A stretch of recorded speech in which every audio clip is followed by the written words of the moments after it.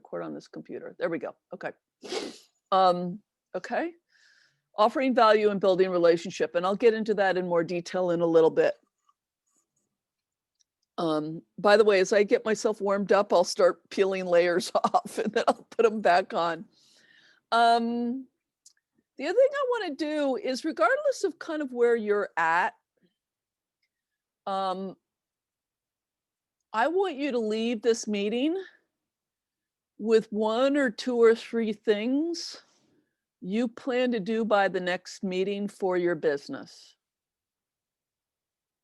Now that may look like, doing a business like, I don't know, getting yourself a domain name for your website or something, very nuts and boltsy like that.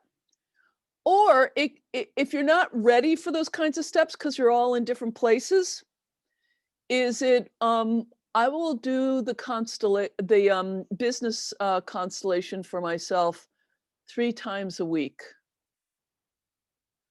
I will pray for my business. I will start just looking when I get online.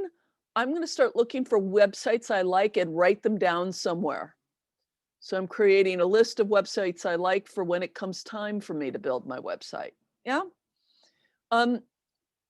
There's a way in which the minute we start putting together to-do lists for businesses, we think in very nuts and boltsy kinds of ways, but there are other things we need for our businesses. I was showing Andrea my Todoist app. It's my task app. And one of my weekly items is do a Heart of Business constellation. It's on my to-do list, right? Another one is my business coach is a Sufi, and he has this whole thing with the 99 names of the divine. And so once a month, I come up with a divine quality for my business to meditate on and be present to. These are also to-do items. Now that may feel like it drains out the fun of them. I don't mean it that way. And you set it up any way that works for you. But if we start to reframe business as another one of the many spiritual things that we do, being in a relationship is spiritual, tending a family is spiritual, talking to God, or however we put it, is spiritual, walking in the woods is spiritual, playing ice hockey is spiritual. Yeah. If everything can be an expression of our spirit in the world, then that kind of intentional tending is just as important for our work, whatever our work is, as it is for anything else. But precisely because no one else is going to no one's going to come along and say, you didn't show up at 9 a.m. this morning in your cubicle, right? Since no one's going to kind of do that, we got to find ways to support our doing and our motivation and our desire so that we do both the good, fun things like work with a client, and the more nuts and bolts, they may not be the most fun, but we can see what's in service to. So we're like, oh, okay, this supports what, the working with the client, right? So at any rate, I want us to leave with 1 or 2 or 3 of those. By the way, to-do lists or plans are not straitjackets, right? They're sort of a guide. And if we come back next time and you say, I didn't do any of the 3 things, we'll go, yay! So what happened? Well, I discovered that item number 1 wasn't something I wanted or needed to do. Excellent. Number 2, I just blew it. I think I have an issue there. I might need to do healing on that. And number 3, I needed something else instead before I could do number 3, and I did that. Right? That's what to-do lists or planning is for. It's not to shake a finger at us when we don't do it. Or like, I can't go to sleep until the list gets done kind of thing. Yeah. Unless we have authentic deadlines, right?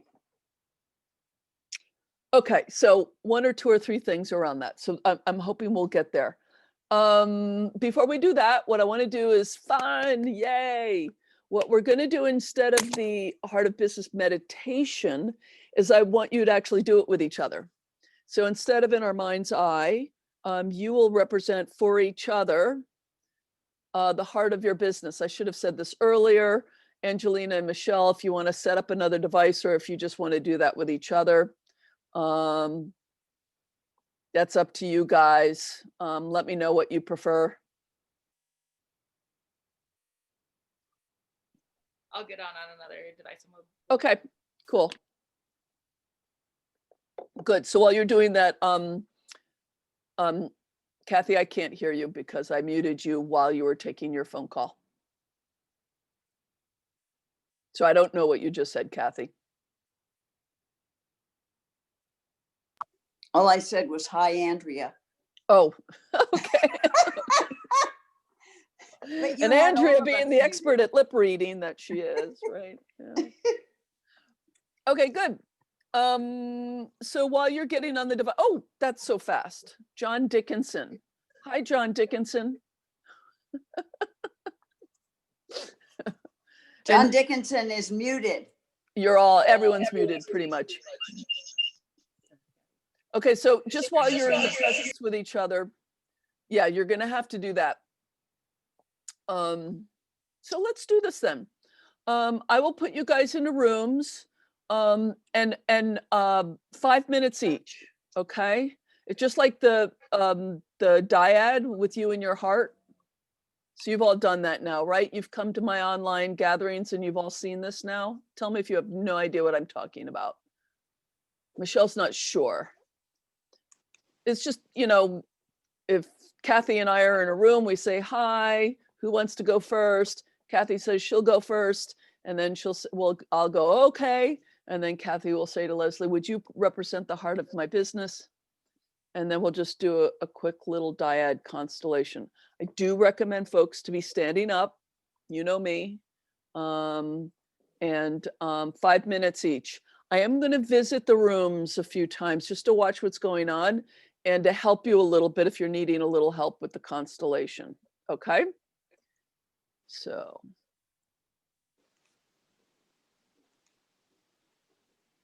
And that's it for the instructions?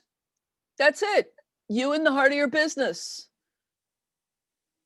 What's going on? Just remember, when you're representing yourself, represent, don't facilitate. Kathy, that means you have to stand up and not watch the heart of your business. You need to get up and interact with it. Okay? I only did that once. I know. I'm going to exchange that with Kathy. Okay. But everyone, the reason why I underlined it is that everyone forgets. I didn't mean to make a focus on you, Kathy. But you're saying that in both parts, we should be standing. Exactly. You're representing, remember, whenever we're doing constellations where you are asked to be yourself, you are representing yourself. You're getting up and being in a constellation. Okay? Mm-hmm. Okay, here we go. You all have to look up at this there. There you go.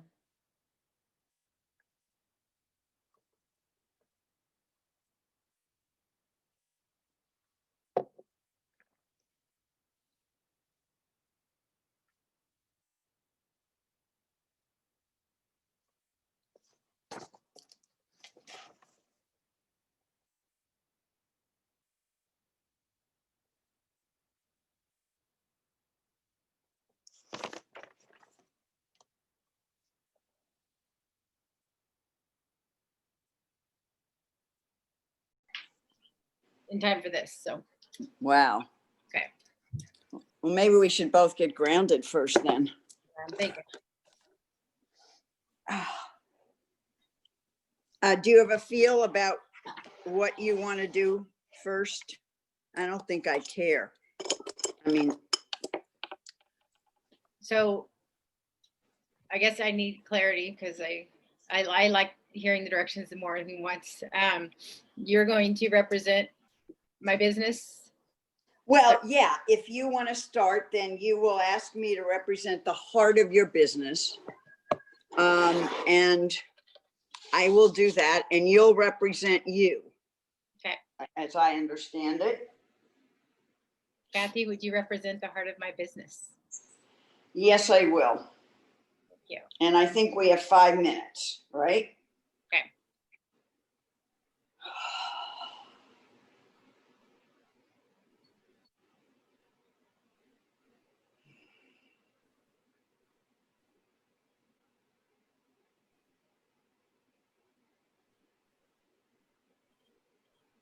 Maybe I should say the heart of my future business, since I don't really have one yet. Nope, just the heart of your business. It's an entity. Okay. And just in the service of getting grounded, I'm gonna imagine my feet going way down, and just like my feet are roots in the earth right now. I'm gonna just imagine that. While you're doing that, I'm gonna go get my cord. Okay.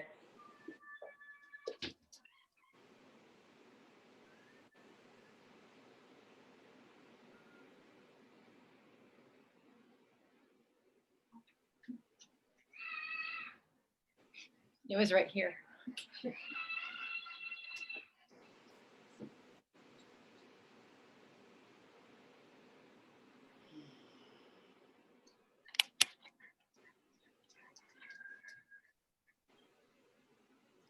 So you guys only have about 3 minutes left. Oh, okay. You know, I'm actually feeling very centered as your business. I'm feeling okay.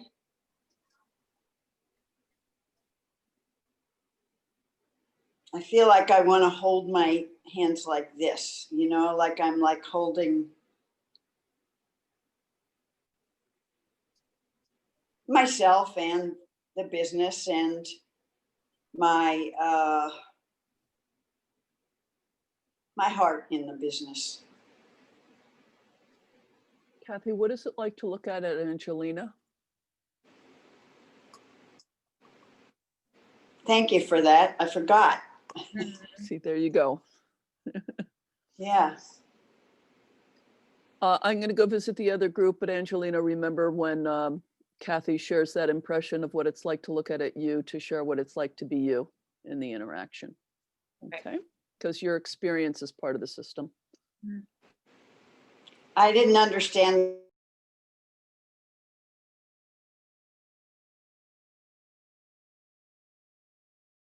Okay.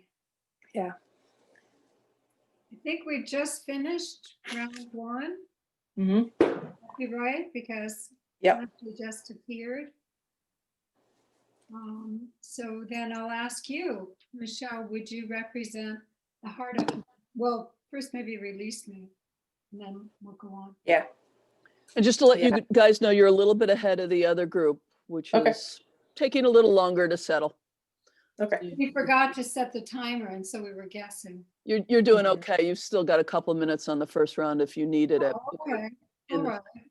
Or in the second round. So let's go back to that, Michelle. Let's go back Okay. to where we were.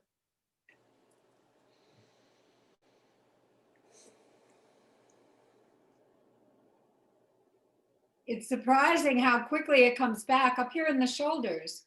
There's a lot of it is in the shoulders, shoulder to the grindstone kind of.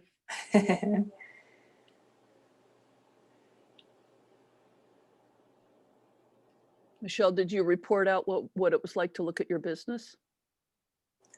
I kind of reported on how her report was landing with me. In terms of looking at her, I've been curious and just kind of leaning in and wanting to lean in and hear what she has to say. Mm-hmm. In business, did you report what it's like to look at it, Michelle? No, I didn't. Yeah. Michelle, from my point of view, Michelle, you look very confident. I look up to you. There's also a nice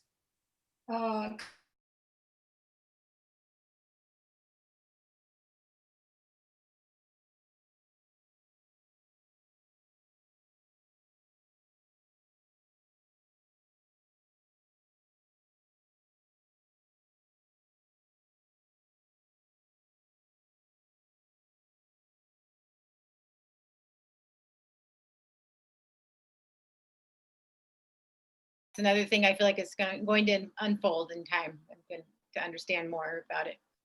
Yeah, All right, we can switch to you. You want to ask? okay.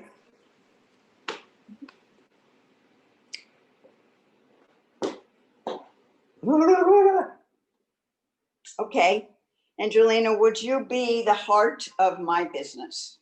Yes, I'll be the heart of your business. Thank you.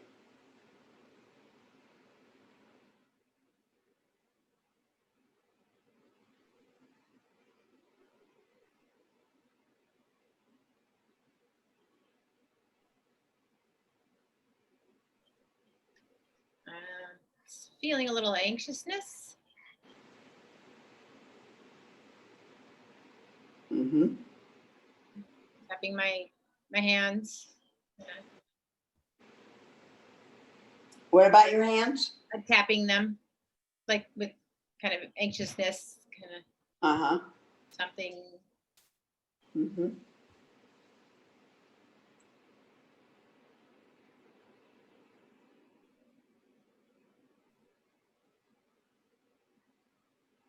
I'm gonna move myself so I can be a little closer to seeing you. Let's see how that works. I don't know how this does it yet. Let's see. Not much better, a little. Uncertainty came up. Huh? I felt a little uncertainty. Yeah, yeah.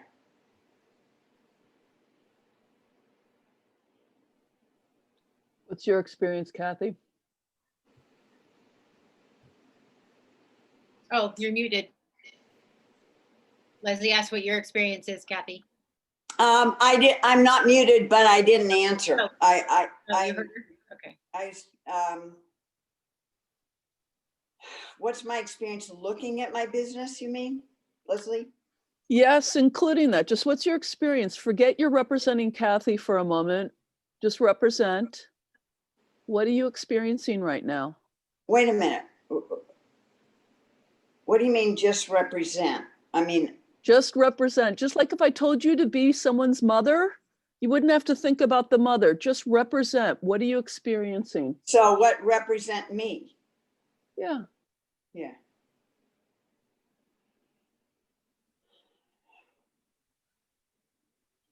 And look at Angelina and listen, hear everything that your business said to you about uncertainty and anxiety. I'm very frightened right now. Okay. So it's clouding everything that's going on for me. That's what's happening.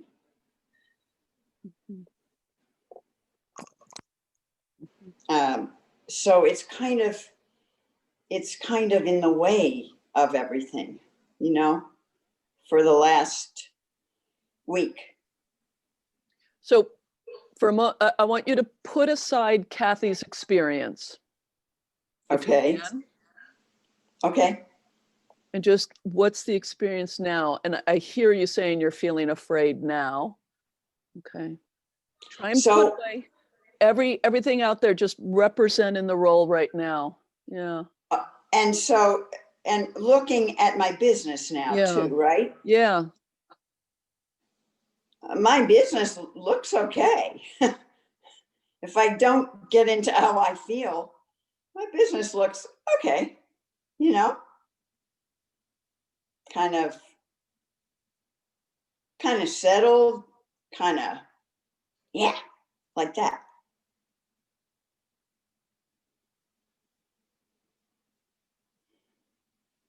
Kind of smiling. How did it feel to hear your business say it feels uncertain and anxious? It just felt like, well, of course it felt like that. That's how it felt to me. Because it's like I have a cloud over me and it's hard to see through it, you know?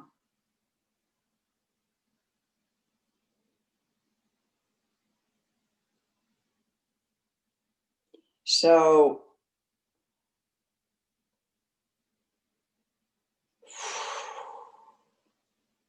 Business, how was it for you to hear Kathy say she was afraid?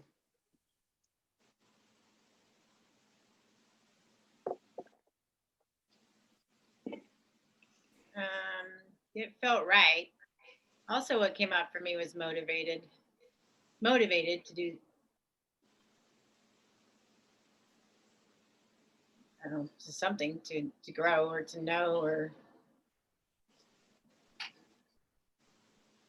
but You felt motivated. also motivated. Uh-huh. Anxious and motivated. Uh-huh. And so I'm going to do something just as a quick little facilitator intervention here for the system. For just a quick moment, I'm going to represent what Kathy is afraid of, or what the system is afraid of, without labeling it. Would the business and Kathy just notice this third thing over here that needs to be dealt with somehow? Not right now.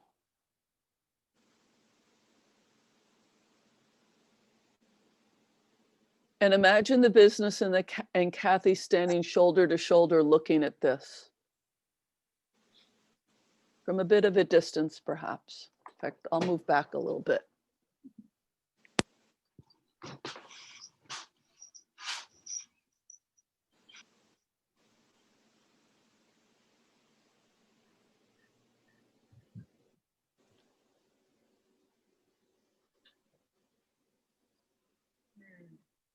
Kathy, can you feel your business?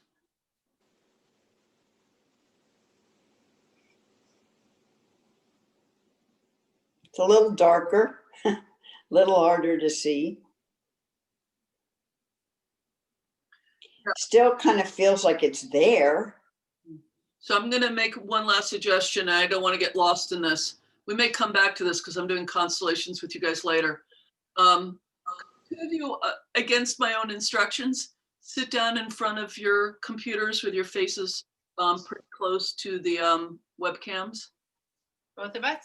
Yeah. Okay. And don't leave the roles. Stay in the roles. Okay. And I'm going to move even further away. That's the scary thing.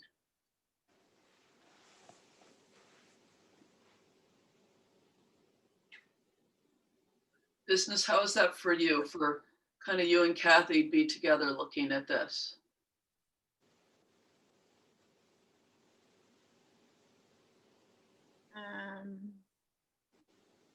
I feel solid, and I am aware of this sphere in the back of my, like in a distance, it's there. And what is it like to sit next to Kathy and look at it from a bit of a distance?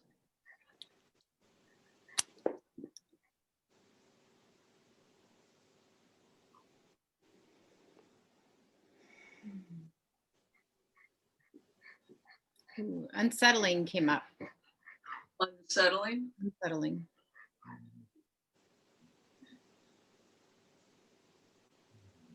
Okay, I'm going to release this constellation. We keep getting more layers that we can't deal with right now, but I'm doing constellations for y'all later. Okay, so I think that's where we pick up. Okay, Kathy? Sure. Okay. Thank you, Angelina. Trying to make little offers and the system isn't settling down, which just means I can't push it. Okay. Yeah. Right? Yeah. Okay. I'm going to go back to the main room and bring you all back. Common room. Oh, interesting. Very interesting. It has a very lively feel to it. Right? Yeah, Yeah, I bet the kids adore it. they do. Yeah, they've named some of the dogs. Uh-huh. Sorry, guys, I got a little caught up in a little thing in there in the other room. Thank you That's for okay. coming back and watching the time. I appreciate it.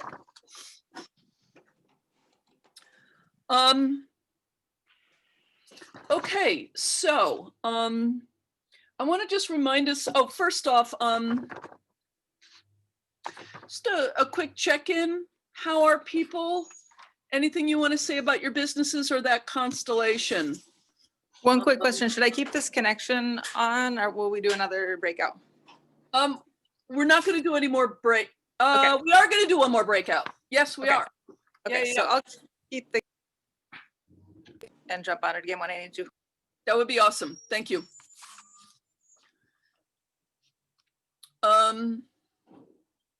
So anything up about business or the Constellation or about, and every time I undo my headphones, another garbage truck shows up.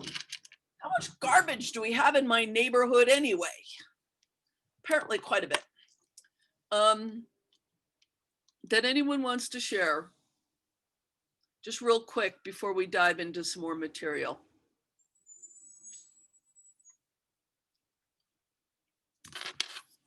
Gotta unmute yourself, Kathy. I could just share briefly that I had a not good mammography last week, and I have been freaked out ever since. And it may be way too soon to be freaked out, but you know, with COVID, it was even hard to park near the mammography because everybody was getting tested. And it's really it's the first time I've had to deal with anything like this since Carol died. And Gosh. I think that's the most frightening thing to me, Oh, actually. Kathy. So even though it's been more than a year, but I feel like there's been this bubble around me for more than a year of just spirit and love coming from a whole lot of places. And now all of a sudden, I feel like, oh my God, it's like the bubble, I'm afraid it's bursting, so it's like there's so many layers to this that I'm not quite sure what it is. But that's, again, I don't even know what the specifics are. I have to get a sonogram. I only had a mammogram, but I know they want to do a biopsy. So really, I don't know what it means. I just know it means that I am in some kind of very scared place. So that's it. Kathy, how did Carol die? Carol was sick. I mean, we were together for 42 years. She was sick off and on with very life-threatening things, starting fairly early on. And then she'd fight her way through them. She'd get better. And then something else would happen. And then she'd get better. So how did she die? The last 2 years, she was very ill. She had to have spinal surgery. That was only the last surgery. She had many. And I spent a lot of time fighting for her. So she died ultimately in the hospital with hospice before COVID. So I was with her that whole time. And she died ultimately of multi-organ failure, but she had a lot of trouble with her kidneys. She had no colon because of ulcerative colitis. She had breast cancer. She had lung cancer. Okay. It's like, what did she die of is a hard question. Yeah. There no, were I so hear many that. things. Yeah. Yeah. Yeah. It's like so many things. Yeah. Well, partly I just wanted to ask if she died of cancer. And I just, that given the, what Yeah. you're looking at. Well, she didn't actually. She Yeah. managed to make it through the cancer and then died of other stuff. Yeah. So Kathy, this is one of those really difficult situations where it would be pointless to not acknowledge what's going on for you, right? It would be completely pointless. And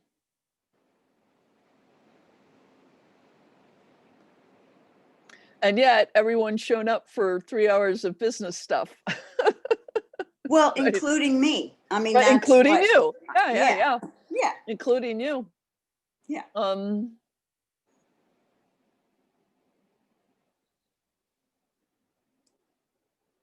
And now that makes sense out of what I was pointlessly trying to do with you and Angelina in the last little exercise.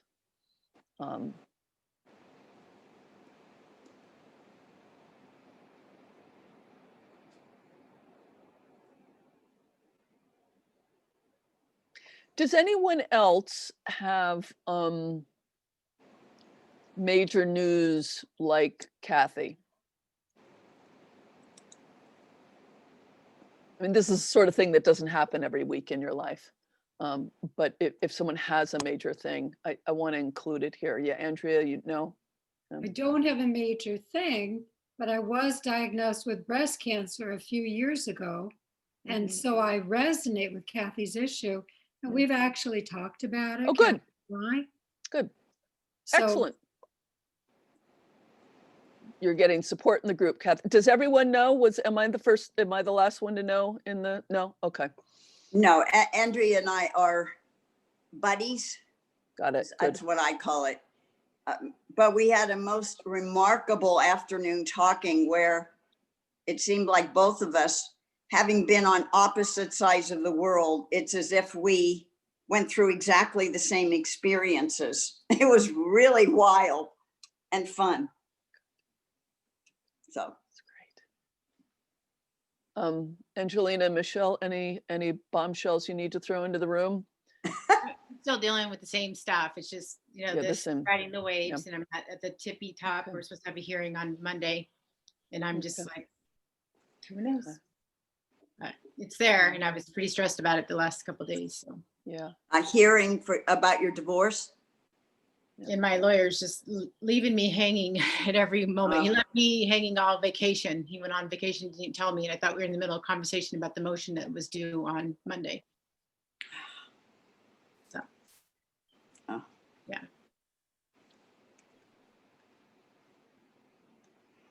So I am going to plow through the agenda today, but before we do that, I'm gonna pull out my previous career as a minister. And if we would just do an at a distance laying on of hands with Kathy. Whatever you mean by that. It can mean whatever you mean by that. Kathy, is that okay? Should Sure. get consent for this sort of thing. Yeah. Mhm. Because we don't know what's going on yet. You may be just fine. We don't know what's going on in your body yet. Right. But you are scared, and understandably so. So would it be okay if everyone just takes a moment? And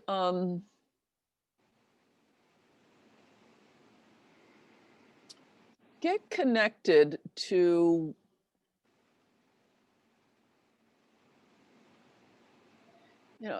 all of us at all times are dealing with various versions of darkness and light, whatever that means, yeah, without judging anything. And that's fine. That's part of being human. Just connect with that part of you that's most connected with light. That may be what you might call your guides or your angels or your higher self, or whatever, however you identify that for yourself.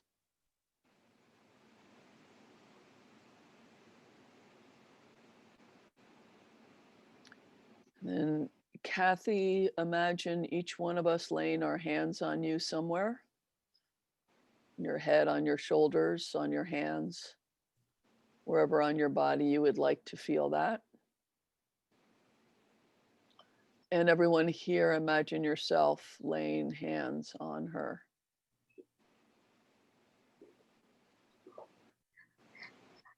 And I'm literally have my hands in a position.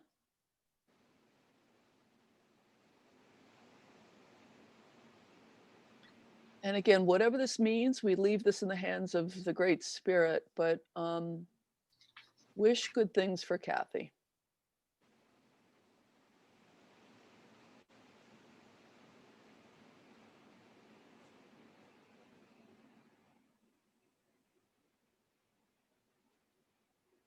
And Kathy, just receive that laying on of hands, if you would.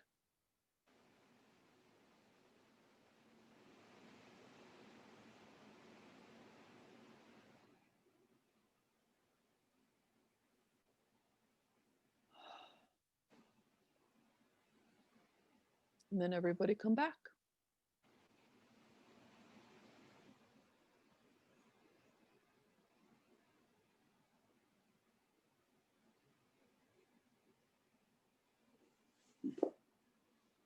And this is to acknowledge that everyone here has problems and issues. I certainly do. Things that we need prayers for, or help for, or support for. And hopefully the group is doing a good job of that on your behalf. And we do understand that this is what the news Kathy is managing is of a slightly higher stakes, different stakes. So we wanted to acknowledge that. And in whatever way this business class is in service to that medical situation, we will let ourselves be surprised by that. Okay. Everyone okay with moving forward? Having spoken to that in the room? Yeah, okay, good. Thank you all. Yeah. You're not alone, Kathy. Yeah. And thank God, I know this class is not your only sources of support and love, but still, you got us too. No, you bet. So this, the interesting thing of all I was saying about business is spirituality, here we go, right? Our health is part of our spirituality. And everything I'm going to say is got a double meaning. It's got a meaning with respect to your business, and it's got a meaning to everything else in your life as well. Yeah. So I'm just going to say I'm going to repeat the presuppositions for us to remember and start to build them inside of us as muscle memory. The first one is that you already have a business. Angelina said, maybe I should name this my future business. And I'm like, no, in systemically, a vision for a future is present now in our vision for it. So we're all growing and evolving, and invite you to enjoy it now. If I can do it, anybody can. Long-term sustainability versus short-term enthusiasms, right? Good enough for now. I was just talking to someone a few days ago in the class who's not in this group, but who really needed to hear that message, to avoid perfectionism, to notice when something's good enough for now in our facilitating and whatever context in our lives. Trying things in a spirit of learning, feedback, not failure. That there are best business practices that I will teach, but if anything feels out of alignment, there's almost always another way to get there. And we're not seeking a specific goal to let us know we've arrived. We're seeking okayness, self-rapport, resilience, and trust. These are all the qualities that when we internalize these meanings more and more and more, we tend to be able to ride being self-employed more easily. And again, everything else in life. So last time I focused on the basics. You mostly need to start to applying now. Those heart-based business principles, the 4 basics. Anyone? I'll do a little test. What are the 4 basics of business? What are the 4 things, the 4 buckets? Anyone remember even one of them?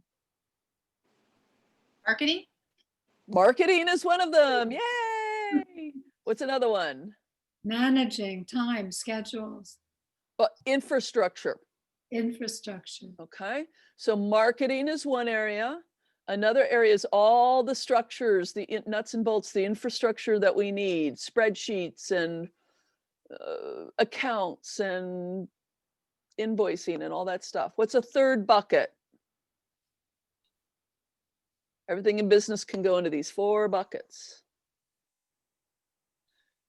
The most important one, my friends, your services and products, what you actually do, what you actually provide for people in the world. And the last one is your niching and branding. It's the work you do to figure out what is the face, what is my service, what Do I help people with migraine headaches? Do I help people with chronic depression? Do I, yeah, do I work more in a corporate environment? Do I work more in a sort of spirituality vibe? Yeah.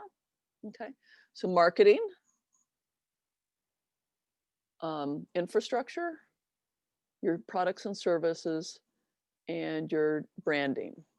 And you want to be working on one or two of things in each of those areas at any given time. And the reason why I underline this is because most of us have things we prefer to focus on, and then we let the others languish.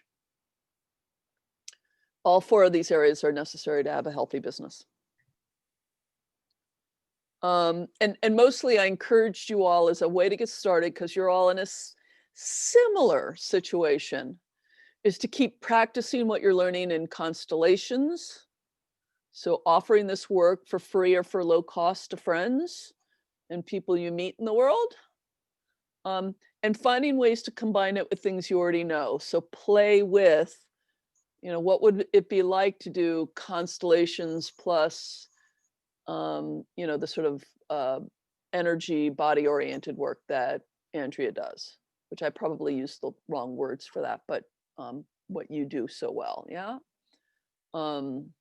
What's a way to combine constellations with wanting to support good parenting, which is what Michelle and Angelina are focusing in on. Start playing with that. I encourage you to do that in your study groups, do it with each other, do it with civilians, do it in the group exercises that you get to lead in the weekends. Okay, so marketing is often a trigger word. People, they're business words that heart-based people don't like. Often you can just find another word for it, but it's kind of useful to get over these feelings of triggers, because you'll keep bouncing into them. And one expends a lot of energy on, I don't like the word marketing. It's just a word. It's it's just a word, right? Basically we mean all the stuff that we mean when we talk about helping people find out who we are and what we do, right? You can have the best service in the world, but if nobody knows about it, right? I mean, that's really all it's about. And as I said, I really want to reframe this. People don't like it because they think it's about selling. By the way, selling is also not bad, but I'm going to reframe that down the road. It's about offering value and building relationships and trust. Okay. If you think about any product you really, really like you've gone out of your way, like you may have noticed by now, I tend to have a slightly drippy nose. I inherit my sinuses from my mother. Okay. I will not buy anything other than Kleenex brand. None of them are as soft. Not the generics, not the Softlies, not, God forbid, those non-Kleenex things you get at the airport. They're like sandpaper on your nose. There we go. We got Kleenex. They've built my trust over the years, right? And they don't go changing their formula so that and this is all we're talking about. True. Oh, there we go. We got Kleenexes everywhere. Yeah. And a lot of things we don't care. We'll just get whatever's on the shelf of that kind of food. I don't have brand loyalty around my eggs as long as they're organic. I don't kind of care which farm it comes from, right? But there are things that we learn to trust in a very specific way, and people do that with our kinds of services as well, of course. I cannot tell you, since I invested a lot of time in my website a couple of years ago, how many times people have said, I love your website. And it feels like you, it represents you. Yeah. And then they go deeper and they start reading articles on my blog, right? That's value.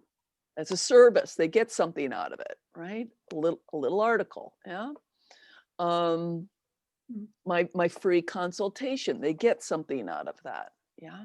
So they're getting some value. You're not giving away everything, yeah. Um, and you're building trust every time they sort of come back and have another experience and it goes okay, or it goes great, or it goes well, you know, then they, you know, might buy a session or whatever happens next. There's nothing, there's nothing creepy or weird or awful about this. People make money and they are making adult choices about what to spend it on. I spend mine on Kleenex and it costs a few more pennies than the generics, right?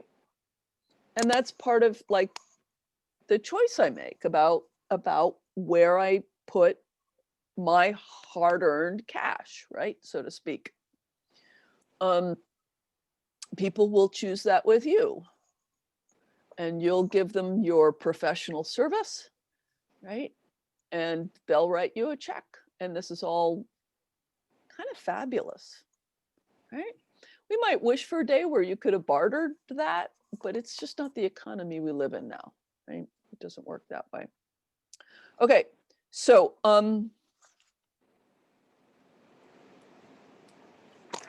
I want to grab your screen for a moment, and I'm going to do a whiteboard. Can anyone please confirm you now see a whiteboard? Yes. Yeah, okay. So I'm going to draw something. Now, this is something that some people don't like. It's not perfect, but it is called the funnel. Okay. Because you can see it's kind of a funnel. Yeah. And you can imagine the reason why people don't like a funnel, because it's going to end up looking a little bit like we're trying to shove people into a funnel, but that's not what it means. Please don't. We're not trying to shove people into a funnel. That wouldn't be nice. So this is called the marketing funnel, okay? And all it means is that at one level, once you have a mature business, okay, at one level,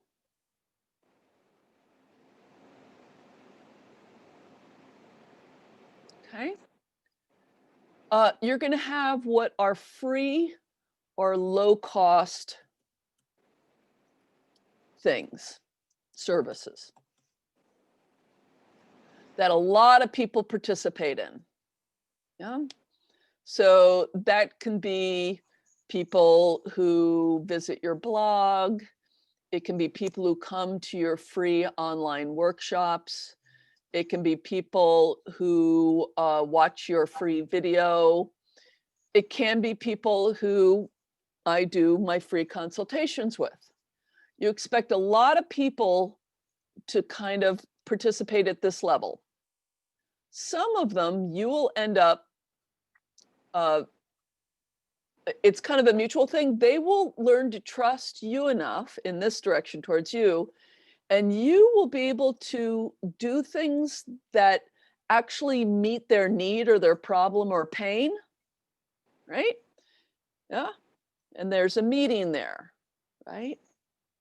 And then you will have fewer people, right?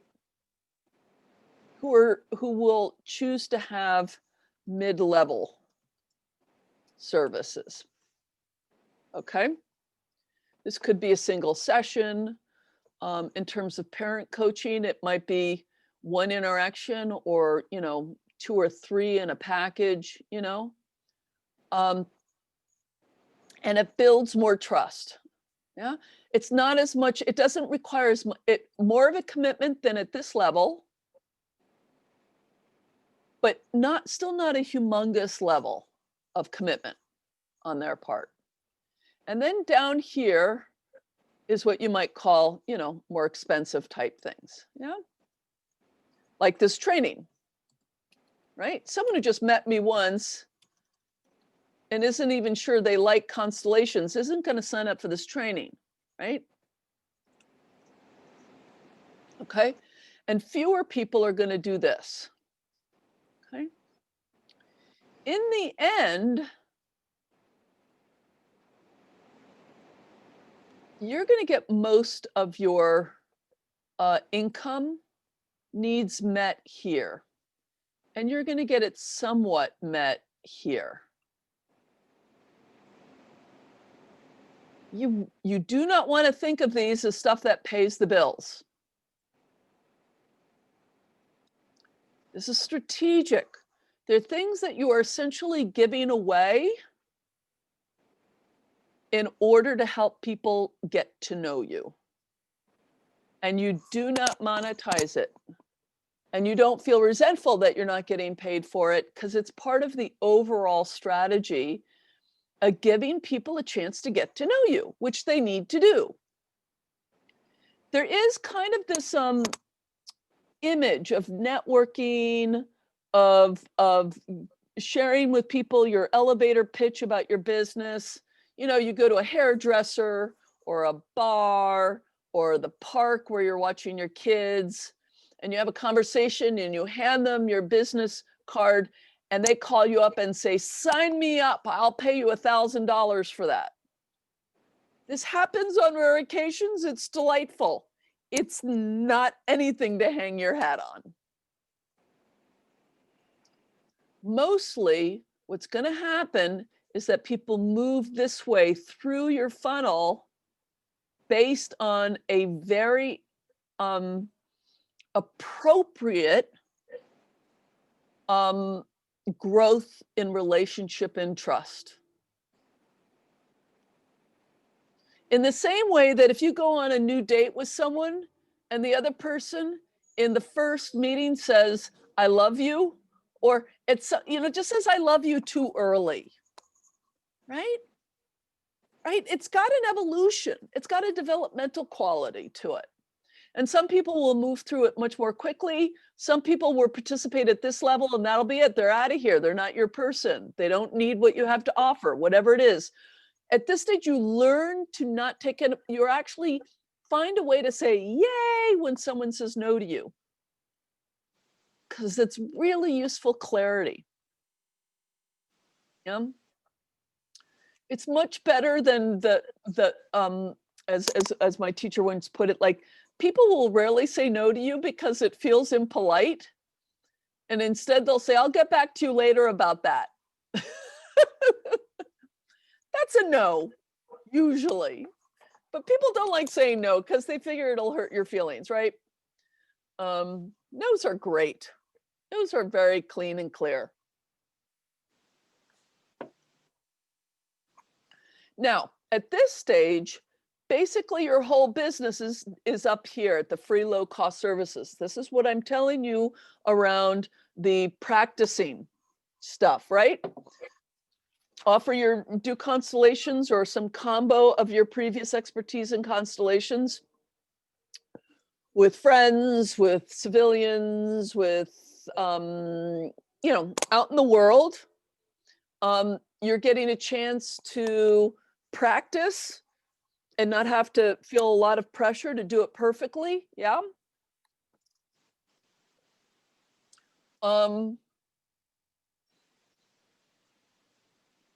Nonetheless, you are building your business as you do it.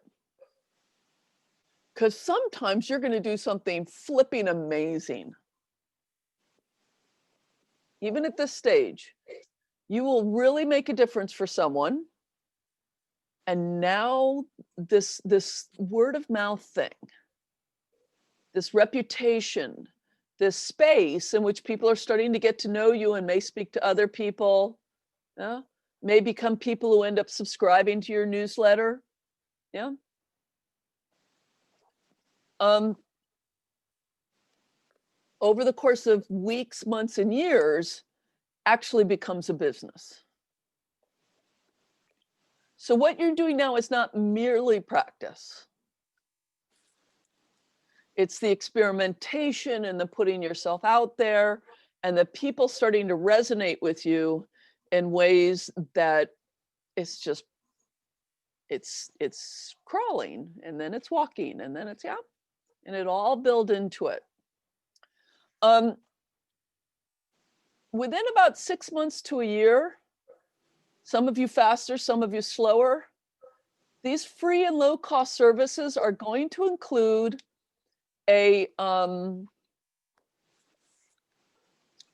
free consultation, which is something that I do. You just offer that, let people know, one time only thing, yeah. It's not a free session, by the way. Then, you know, once you start having people pay for sessions, this is not a free session, it's a free consultation. You will set up something like Constant Contact or MailChimp to start taking emails so that you can start sending out newsletters so that you can grow the relationship. This is what the whole newsletter thing is about. Is people saying, I want to get to know you, I'm interested in you, I want to receive little things of value from you, I want to know when you're doing events. And they're giving you permission, it's all opt-in, right? And then you, once a month, whatever it is, send out something with a little article, a little resource, news about what's coming up. Some people will be on your email list for 2 years before they pay for anything. And then they will let you know, I've been reading your articles for years, and now it's time. Yeah. Again, this is a long game.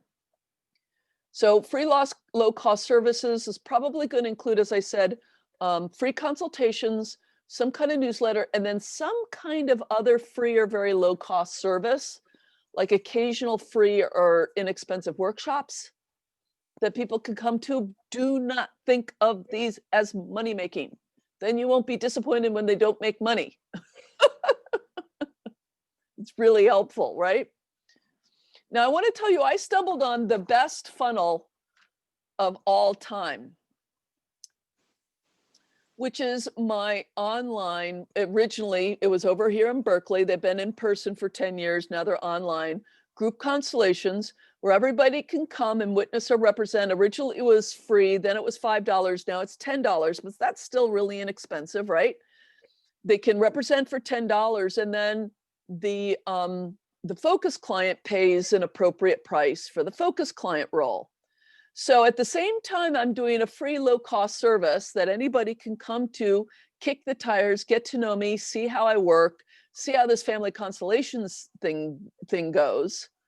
Very low bar, low risk for them, low trust, right? And then, there's one person there who's doing the mid-level service. They're getting a constellation. So it's actually serving two things at once. I cannot tell you how many of my clients over the years I've ended up, you know, in these two categories through starting out by coming to those gatherings. And isn't it nice to have something really low risk? You know, if you're talking to someone on a consultation and they're like, you sound really interesting, I'm really interested, but oh, that's a few $100s. Oh, I don't know. I say, I come to a group constellation. Check it out, see what it's like. $10. Yeah. It's a nice thing to be able to say to people. Obviously, they can subscribe. You can suggest that they subscribe, and they can get the articles and the newsletters. But you need to be, and George Cow, who's one of my favorites, he says basically all of marketing is producing content. Articles, blogs, videos. Just be a content machine and make it free and send it out to the world. And your newsletters on Facebook, on LinkedIn, whatever your favorite place for sharing things out in the world is. And then that's people's way of like appreciating, wow, because George Cow in particular, he's a genius at this. Basically, every little article he does has got something I can use. I mean, he's so generous with these little things, yeah? But if I want to find out how to do Facebook advertising, which I don't really, but you know, if I do, then I take a course with them, right? But every little article has something really juicy and wonderful.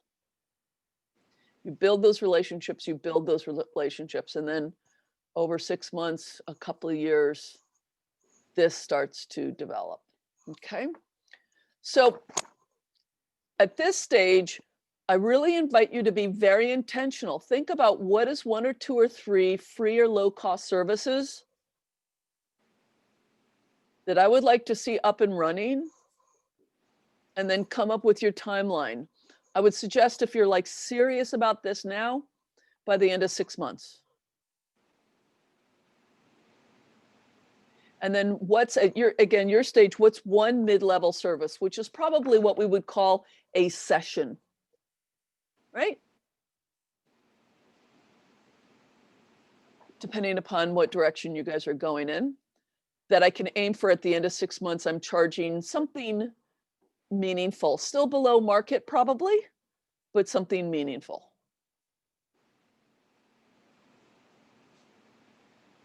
And if you want to go faster, then go faster by all means, right? I'm trying to create this spacious sense for all of you. And the time you put into your business is, is the faster the business will grow. It's just kind of as simple as that.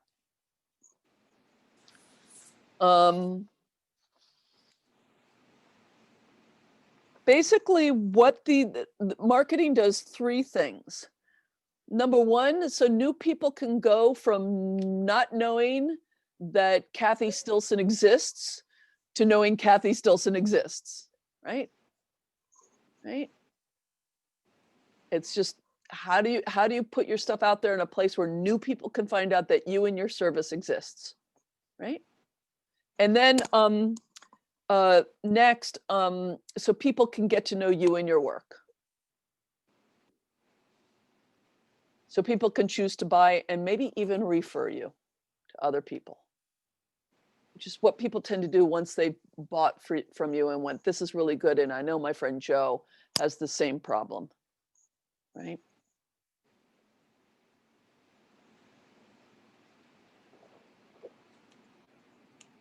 I'm just going to screen share this. Okay, so any quick questions about that or thoughts about that? How is that landing for you? I want to put out sort of nuts and boltsy kinds of things, but in a way that doesn't set off all your ecology around business. So questions or comments or thoughts or reactions to all that? Yeah, Andrea.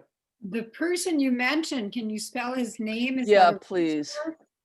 I think, did I share with you all the 4 or 5 people that I recommend you get on their email lists last time?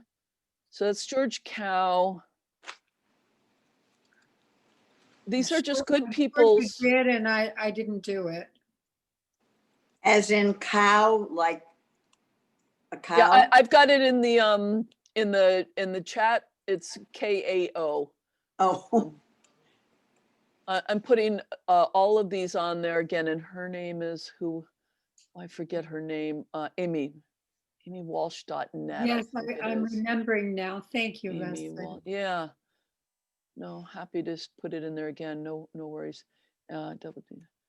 These all have regular newsletters that you will get useful things from.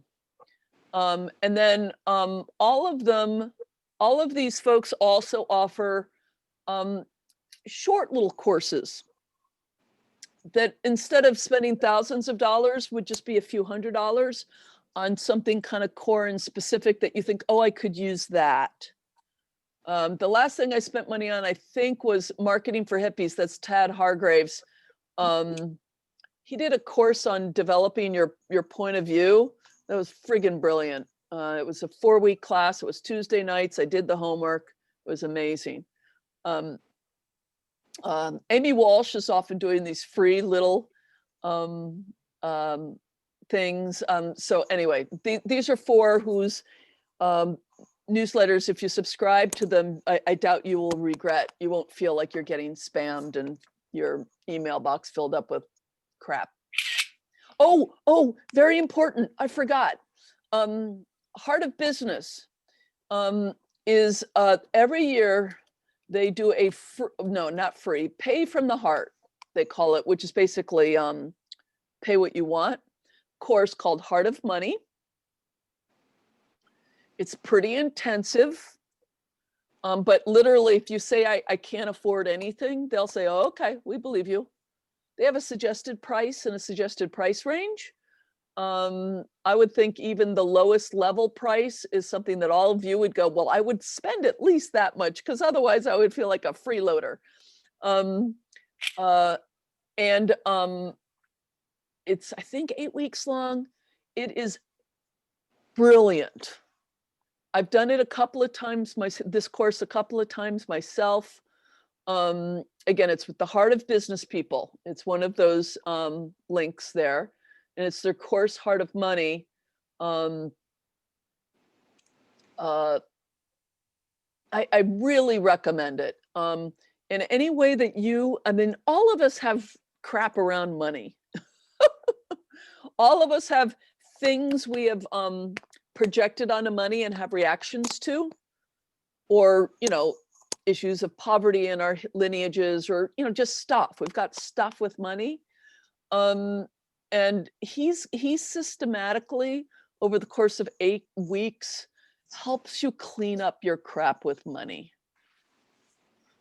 in a way that's very loving, very grounded, very spiritually oriented. I really recommend this. And if you look at it and you go, oh crap, I don't have the time for this, just remember it's really inexpensive. You'll get all the recordings. I do recommend you show up live for things, because then you're more likely to actually do it. It's really, and you get a little workbook. Ooh, it's good stuff. If you have any like sub-personality that's even a little type A, bring it on out for this course. You will be glad that you did it. So just check it out. It's the Heart of Money course at Heart of Business. Let me just see if they have it on the web, on the business.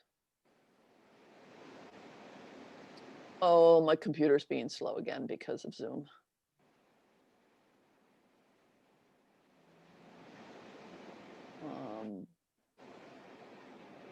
How it works with free stuff. Free stuff.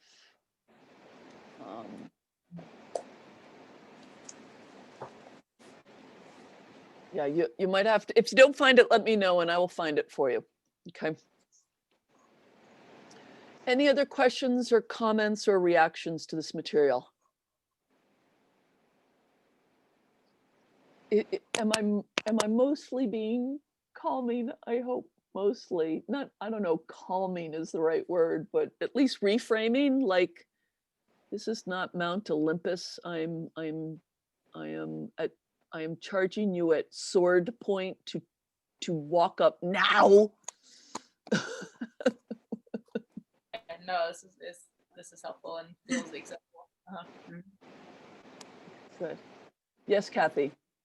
The only thing that actually gets that response from me is the part about producing content. Yeah. I mean, Yeah. that sounds like, I know. So that's the only part. Do you like, so I'll just give you a little true story. Who here has noticed I seem to like nature photography? I don't know if you've noticed, right? On all, if you signed up for my training, which you all did, it's filled with my nature photography. It's all over my website. It's in every newsletter. There's 2 or 3 pictures of mountains or the bay or something, a flower. I would take those pictures even without a business. So that's part of the content. But That because feels much easier to me than yes, a blog. yes, I want you to think in those terms. That's something I didn't say. In marketing, always start out with what is easiest and most available. We can't say this in the pandemic now, but if you like hanging out in coffee shops, then make a flyer and put it up on your coffee shop bulletin board, you know? Some people love video, then do video. If you like writing, then write. If you like writing poetry, write poems. I had a client once who took me forever to find the format. She was a kinesiologist. She was cool. She's a kinesiologist. And she's like, and I'm like, do you like this? No. Do you like this? No. Do you like this? No. It took me forever to find something. And she said, you know what I like? I said, what? She said, I like offering tips. Perfect. You send out your newsletter with 2 tips of the week. Uh-huh. Did you know if you've got wrist pain, you can hold your right hand up for 30 seconds once a day in this way, and it'll help? You know? So she said, I can do tips. Excellent, do tips. I am a Facebook addict, so I use Facebook a lot. Then Angelina, you must start thinking about, and the nice thing about social media is if you're into it at all, Instagram or whatever, is that it is a free marketing platform right there to be used, as opposed to all those paid things out there. So again, start with, as they say, the low hanging fruit. What do you already do? What do you already hang out with? What you might need to increase it a little bit or make it a little bit more intentional. So if you like to journal, I was journaling. I started to read journaling, and twice last week I stumbled onto topics that I thought this could be an article. There's an article core here. I mean, literally, you could post like Dear Diary. I mean, you could find a way to do that. That's something that Amy Walsh is very big on, by the way. She's actually a branding coach. She, so here's something I forbid. Are you ready? I forbid. If you have a Constellations website, I forbid you to use a tree as any part of your logo. Why? Because that's what every family constellations practitioner in the universe uses as part of their logo for family constellations. And she's really good at noticing these ruts. I mean, you may think, oh, I want to find a tree for family constellations, and it never would occur to you until, like, because we fall into these funny societal ruts. And she helps people sort of bring yourself out, your special sauce, and that what your brand and your content is you. So if you're a poet or you're a doodler, I know people who have websites with their really excellent doodles all over them. Yeah. You like literature. I don't know how you can leverage that, but there'll be something you can figure out. Yeah. So invite you to think in those terms. Low-hanging fruit, what you already do, what you're already attracted to, the kinds of formats that are really like no one would mistake for anyone other than Kathy Stilson. I mean, just right off the bat, you like scarves. I've noticed you like scarves. Okay. All right. Let's see how we can use this. I'm gonna make fun of you. No, I don't know what it would be, but if you did an article on I mean, this could be completely off, so I don't want you to react to this. But if you have a closet full of scarves and each one expresses something different, you pull out 5 of those and you take a picture of that. And one of them's red and one of them's black and one of them's yellow and one of them's big and one of them's really thin and diaphanous and one of them is really, it's your mother made it 1,000 years ago, right? And made that an analogy for family constellations and the different ways in which the system shows up.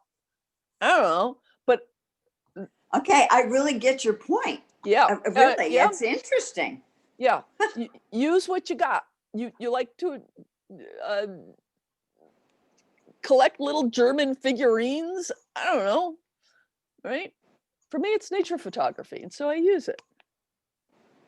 And it'll shape the other way. So now when I'm out, I'm often on the lookout for things that I know go well with articles.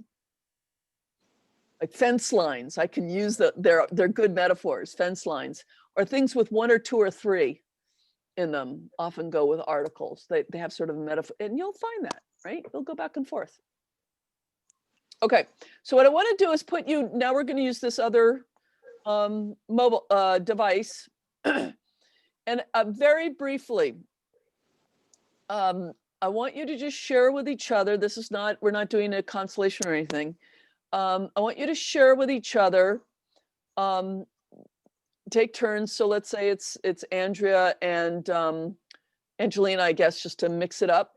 One of you go first and just start talking and see if you can end up with 1 or 2 or 3 things at the most. You cannot do more than 3. 1 or 2 is great that you might like to do before the next time we meet in this meeting, which is in another month. So it feels like a month. Now, we also want to honor that this is the holidays land in the middle of this. So I don't know for whom that upends life in various kinds of ways. But what's 1 or 2 things that you think you might like to get done by the next time we meet? Okay. So one person go for about 5 minutes.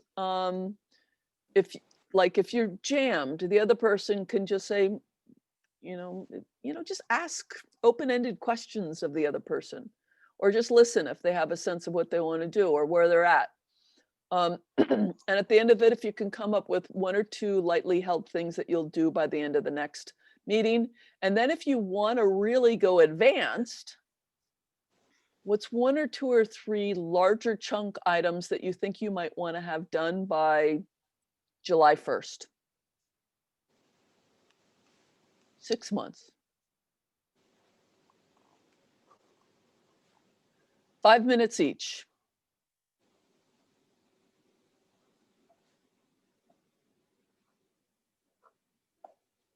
Okay. Any questions about that or wondering what that means? This is a left brain conversation, full of heart, but this is consciously thinking about where you're at and what you want to do. Okay? Okay. So I'm going to put you into groups.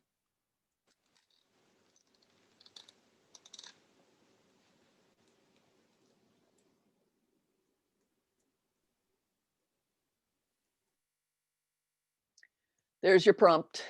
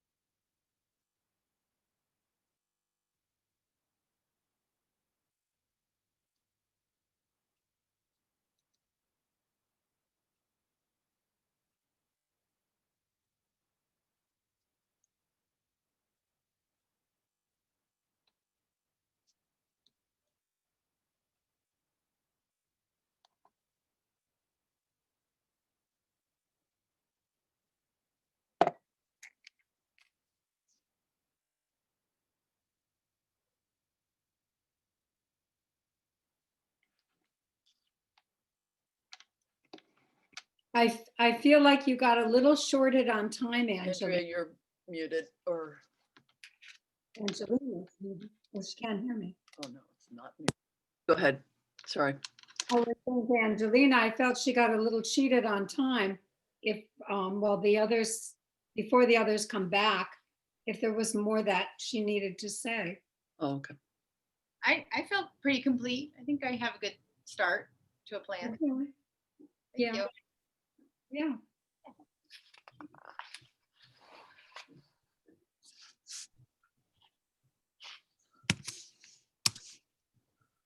Okay, so I finally found the website for that Heart of Money course. I just put it in the chat. Oh, great. Thanks. I would think that, let me just see if,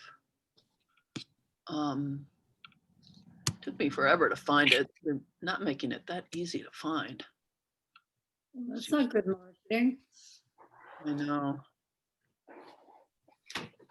Leslie, how do you actually save something like that in the moment? What would I do to save it? There it is, a little shortened without all the other numbers on there. I would highlight it, Yeah, Control C, copy, right. and then paste it somewhere else. Yeah, but then I have to go out of this view or make it smaller. You can also just click on it and it'll open up in your browser, and then it'll be up in your browser when we're done with this meeting. Oh, it won't take me away from here? It won't It'll keep just you out of the open? meeting.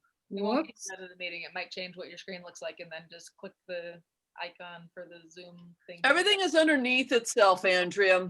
So if you go away, the Zoom I is see still what underneath. happened. Okay, it took me out of the meeting, but then I got join meeting again.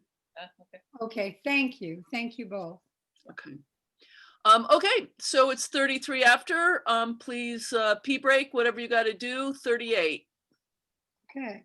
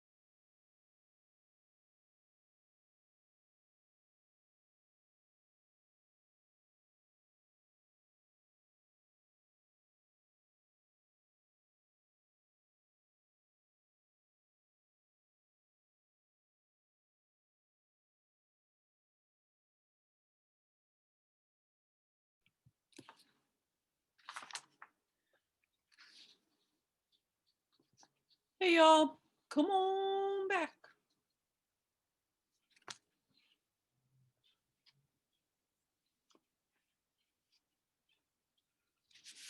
Come on back.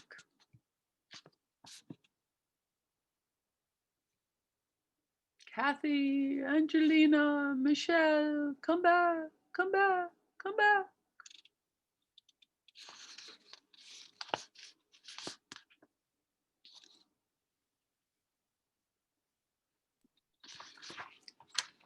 I'm here. My dog's peeing though.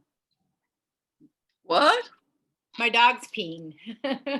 My dogs are going to the bathroom. I'll be right back. I'm here though. I can hear you. Come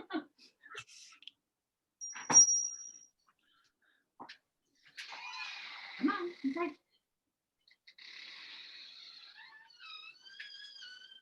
Come on. Come on, Judy, inside.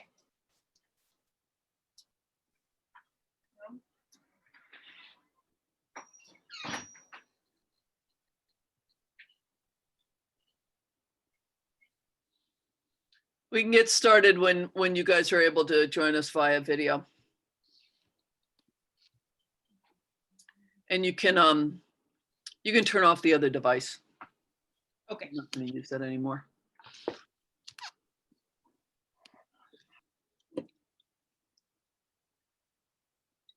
I want to say, Michelle, I'm so impressed how quickly you're able to get on another device. For some people, that would be overwhelming. So I've pasted the link, which is always the same, into my calendar, wherever I didn't have it, I've noticed in this business thing, but we've got a thing coming up in another few days. So I just went to in my calendar because for all the weekends, I just put the link in my calendar reminder or calendar, whatever it is. Yeah. there you go. Yeah. And we'll get Angelina back in a sec. Yeah. It looks like she's outside with a dog just for a moment. Okay.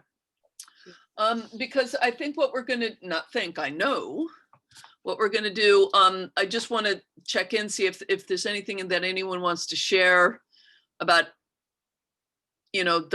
just the little bit of work you guys just did. By the way, this is another thing that you can do around partnering.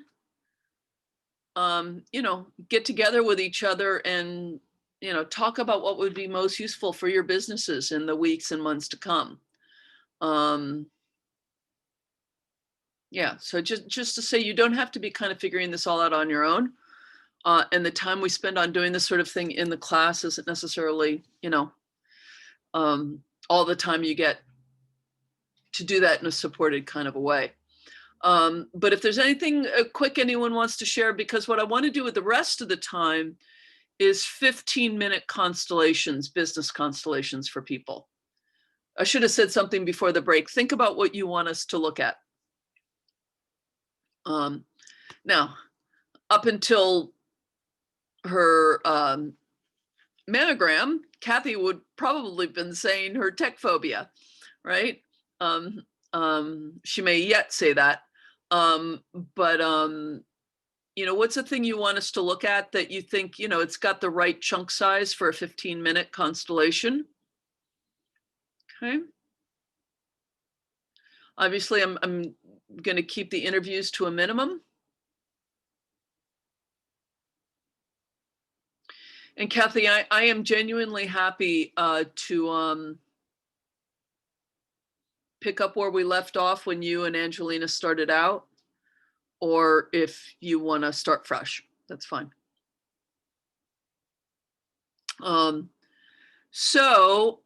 Anything anyone wants to share about the content up until now, including anything about the last little to-do list, perhaps, that you put together?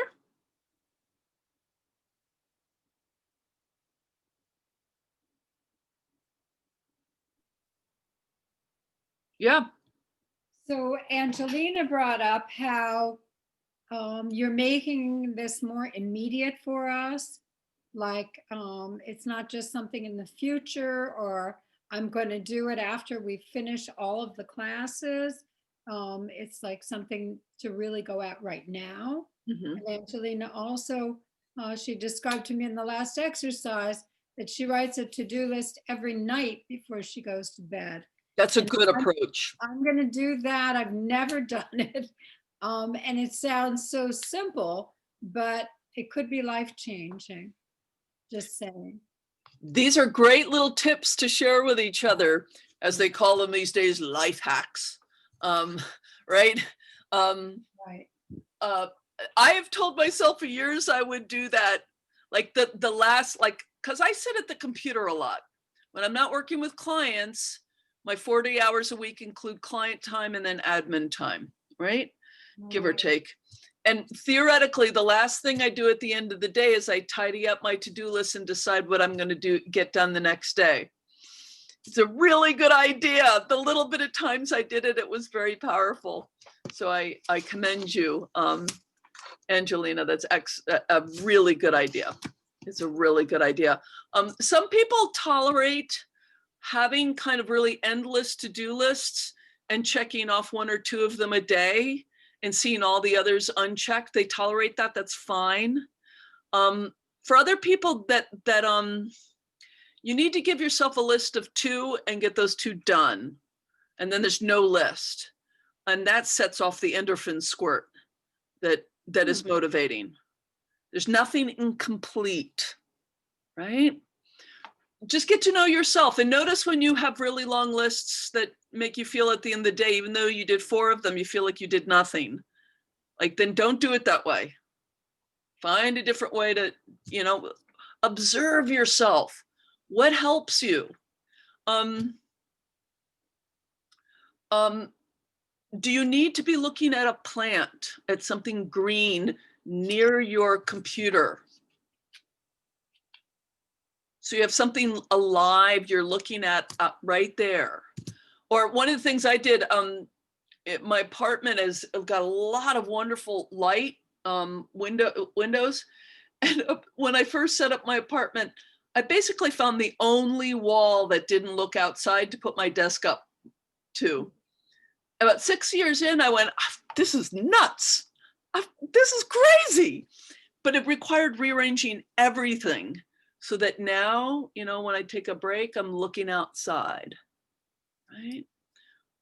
What supports you? What helps you? I actually have a timer with a nice little chime that when I'm doing a long admin day, interrupts me every 45 minutes. And I get up and dance to music. Because my body doesn't like sitting down all day anyway. It's really, really bad for my body, but also it does other good things, right? Observe yourself.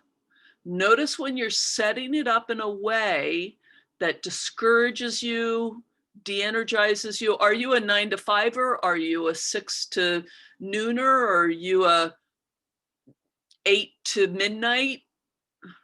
Work with your circadian rhythm. George Cow, he's a very funny guy. He's observed himself and he's got very strong rules for himself. He takes a 10-minute nap every day. And he does it in just the rigid way. Like, he gives himself a rest in that very rigid way. It's so George Cow. What help? Observe yourself. Notice you're getting, don't make it a healing issue if it isn't a healing issue. Just notice, wow, I'm not drinking enough water. Whatever it is, right? Going, if you need to take if you need to structure in a walk, or, one of the things that I ended up doing, because mostly I have my days off on the weekend, but I can have it whenever I want, right? Is that once the pandemic hit, the local parks got so crowded on weekends that my walks were not restful anymore. So now I work mostly on the weekends and I take my days off on the weekdays, just so that the parks are a little emptier, just for instance, yeah. So just observe yourself. Notice how the way you've got it set up is kind of a guaranteed to fail. What kind of clothes do you like to wear? Do you want to like change into something that lets you know you're in your work clothes? Or do you want to be in sweats? Yeah. So thank you, Angelina, for that. And thank you for that comment, Andrea. Any other comments or shares about what you're noticing? Yeah, Kathy. I just found it helpful. I found it helpful thinking about stuff in this way, thinking about low hanging fruit. Yeah. And how to brainstorm about that. So, that was fun. Would you like a partner to brainstorm what your low-hanging fruit are? And is there someone who would enjoy brainstorming that too? And I mean that as a question for anybody else. I enjoy that idea, but right now, Yeah. I don't want to set up one more appointment. No, That's the you've got other problem. things going on. Absolutely. But you could imagine that being a great partnering call, right? Yeah, It's yeah, not very structured. And right. Andrea just says, what are some things you love? Well, I like puppy dogs and I like palm trees and I like reggae music and Yeah, yeah. and then she goes, well, maybe a meditation on one of Bob Marley's best songs is what you want to do, right? I don't know. Mhm. Yeah. Yeah. That would be something down the road. Yeah, not now. You've got other things on your plate. Yeah. It's actually a really good service for each other that you can do, because there is a way in which we do box ourselves in. Mhm. I've got to do videos, or I've got to do Instagram, or I've got to do instead of this is again what Amy Walsh is very good at, is releasing the creativity around what is most organic to ourselves. Yeah, that's a great idea, in so many ways. Okay, so I'm gonna get launched in. Who would like to go first? Who would like to have a constellation? Really efficient 10 to 15 minute long constellations.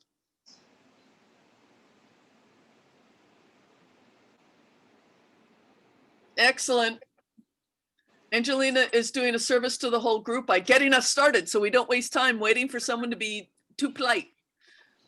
I thought maybe I do this tomorrow, but let's start today. It's just around communication. Like, I'm noticing my pattern of struggling with communicating. I had it with my husband, my lawyer, and I don't want to have those struggles with clients or with my Right. partners. So I would like to work on that. And if I have this right, correct me if I have it wrong, please. It's kind of a sense of you start to get into this interaction with someone and what you feel insecure or stuck or I can feel like I am communicating and articulating, but in my head, it feels very clear. And then when somebody responds, I feel like they didn't hear me. I don't feel heard. okay. Have you found that there are ways you do that and you do get heard? I prefer to write things out. Right, but which is great, but if you can't do that, and then because sometimes we have to have a verbal interaction. Yeah. Does sometimes you speak and it's heard properly? Sometimes I'll speak and I'm not even sure, like it's almost like I block myself out. Like I black out and then I'm just like, sometimes people are like, oh, okay. Yeah, they'll mirror back what they heard and they're like, yeah, that made sense. But that's hard for me because I almost can't remember what I said. It's this short-term memory loss thing that I think wreaks havoc. Or the processing thing. Right.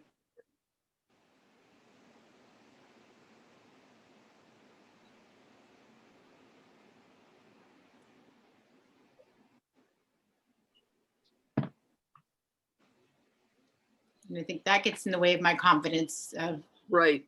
Right. being a practitioner. Am I going to remember what I need to know? Or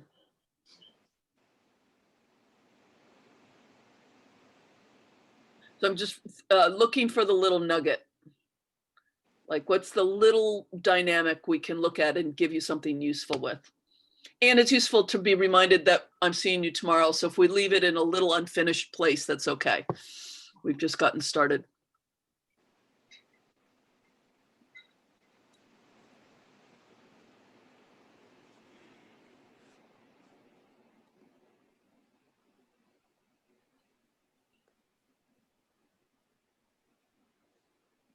I think it could potentially be something around using my voice, because that was such a thing, like in my marriage, not using my voice.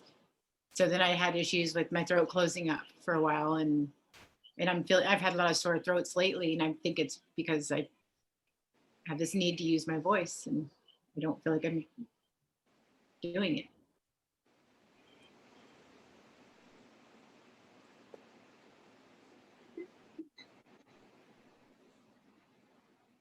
Maybe.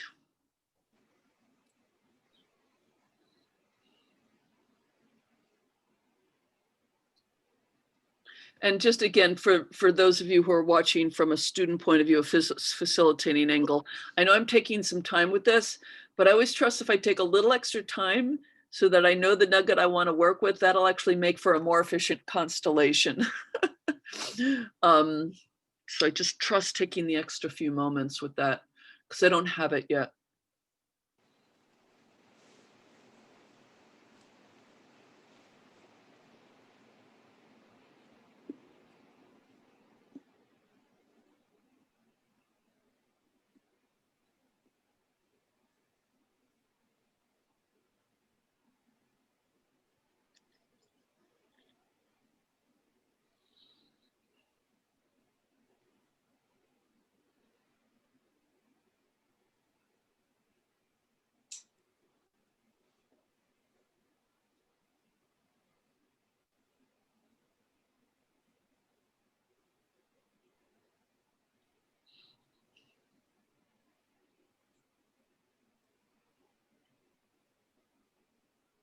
Ah, sorry, I'm chasing a dog whose tail is just right out of reach.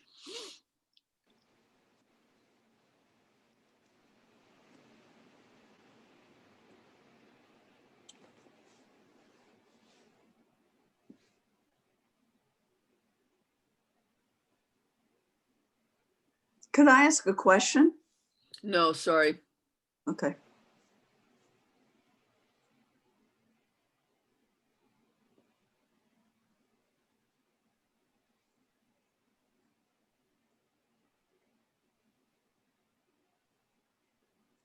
Okay, so this is we're just gonna get our toe in this and we'll see where we go tomorrow, okay? And I'm gonna do this blind because I wanna be very careful of people not sort of bringing in what they think anything is going to be. And I'm just gonna give people's roles because it's a small group of people, if I could. Andrea, would you please represent Angelina, please? And everyone just unmute yourselves. We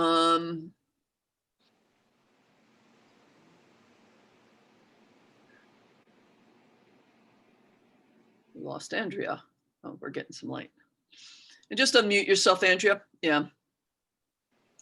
And then Michelle, I will let you know in a moment who you are, but step into a role and you now have it.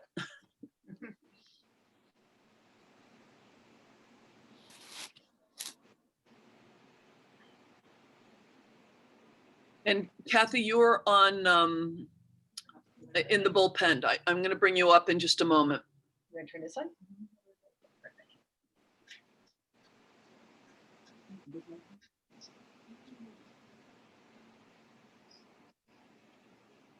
No. Yeah, we can't see you, Michelle. Yeah. That's better.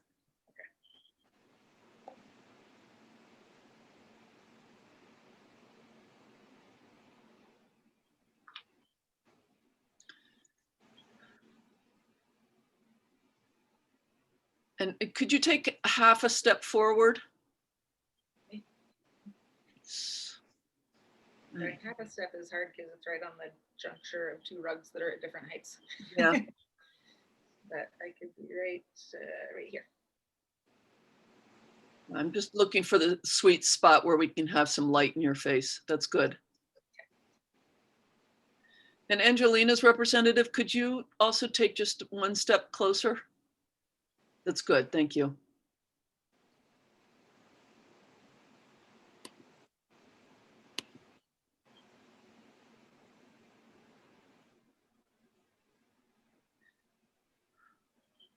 Angelina's representative, what are you noticing?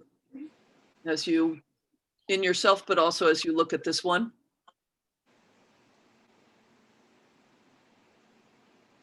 Well, I'm not sure yet about feeling into Angelina, and I'm not sure who this one is. Right, I haven't told anyone. Okay, so as Angelina, I'm feeling like there's a softness, there's a wanting to be loved.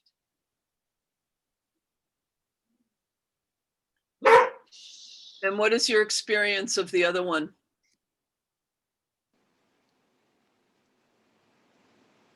There seems to be a kind of there's an interest, but not an engagement yet. But the other one is approachable.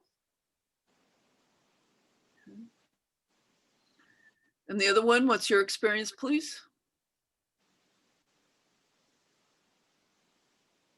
Yeah, interested. That honestly, what you just said lands on the interested, but not necessarily chomping at the bit to engage, but interested in what's going on with Angelina. But other than that, not, yeah, fairly neutral in terms of, yeah, not a lot of strong, overwhelming feeling. But yeah, interest. I'm feeling a little agitated, a little nervous about this. When did that show up? Just when she started talking, it was like, this is a little harder than I thought. Like my hands are anxious.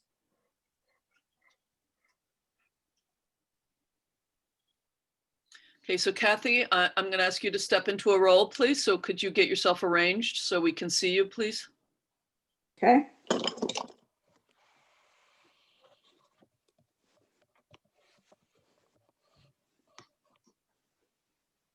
And again, I'm not going to tell you what you are, but you now have the role.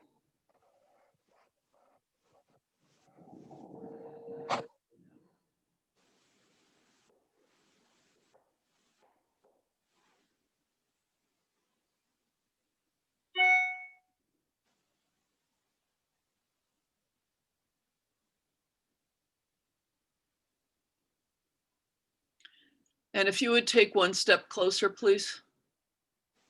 There you go.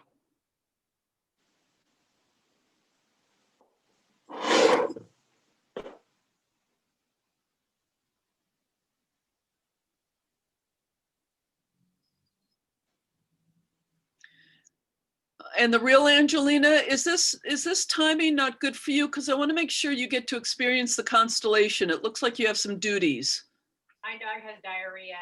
And I think it's part of the frustration right now, but I think it's good. I just need to let her back in, and I'm listening. Okay. You don't have to report or anything. I just want to make sure that you get to experience the constellation as the client. So the representative for Angelina, what is it like now that this other one has come in?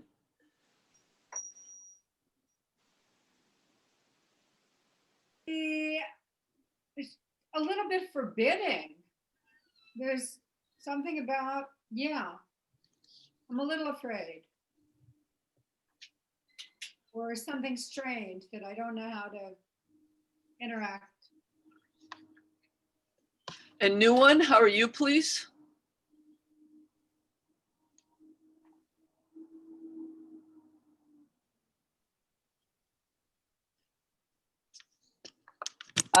A little put off by the one that I don't know what it is.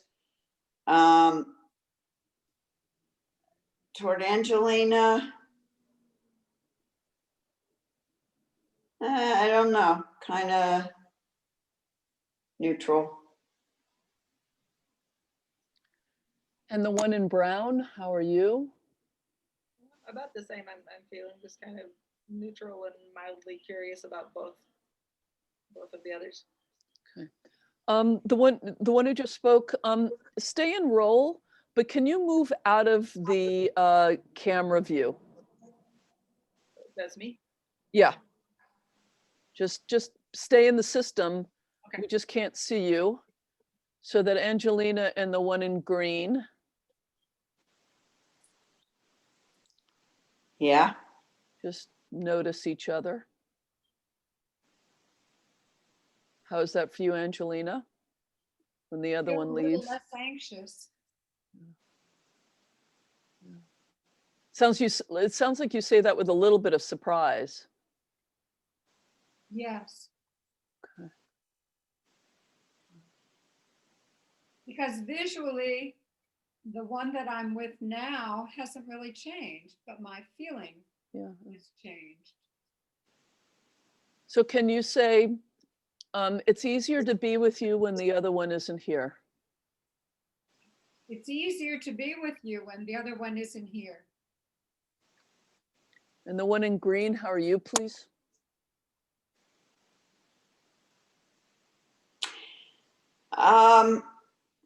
I think that's kind of true for me too. I mean, I'm not that invested in any of it actually, but I'm kind of willing to hear now from Angelina. That's an interesting word. I'm willing to hear now from Angelina. That's interesting. So Angelina, I'm going to explain the roles, but I'm going to leave it here for us to pick up tomorrow, okay? So Andrea is representing you. We already know that, yeah? Michelle is representing just other people, lawyers, your husband, whoever. These people that you're having a hard time communicating with. And Kathy represents your support. And what we're noticing in this constellation is there's something very out of order in your sense of what supports you.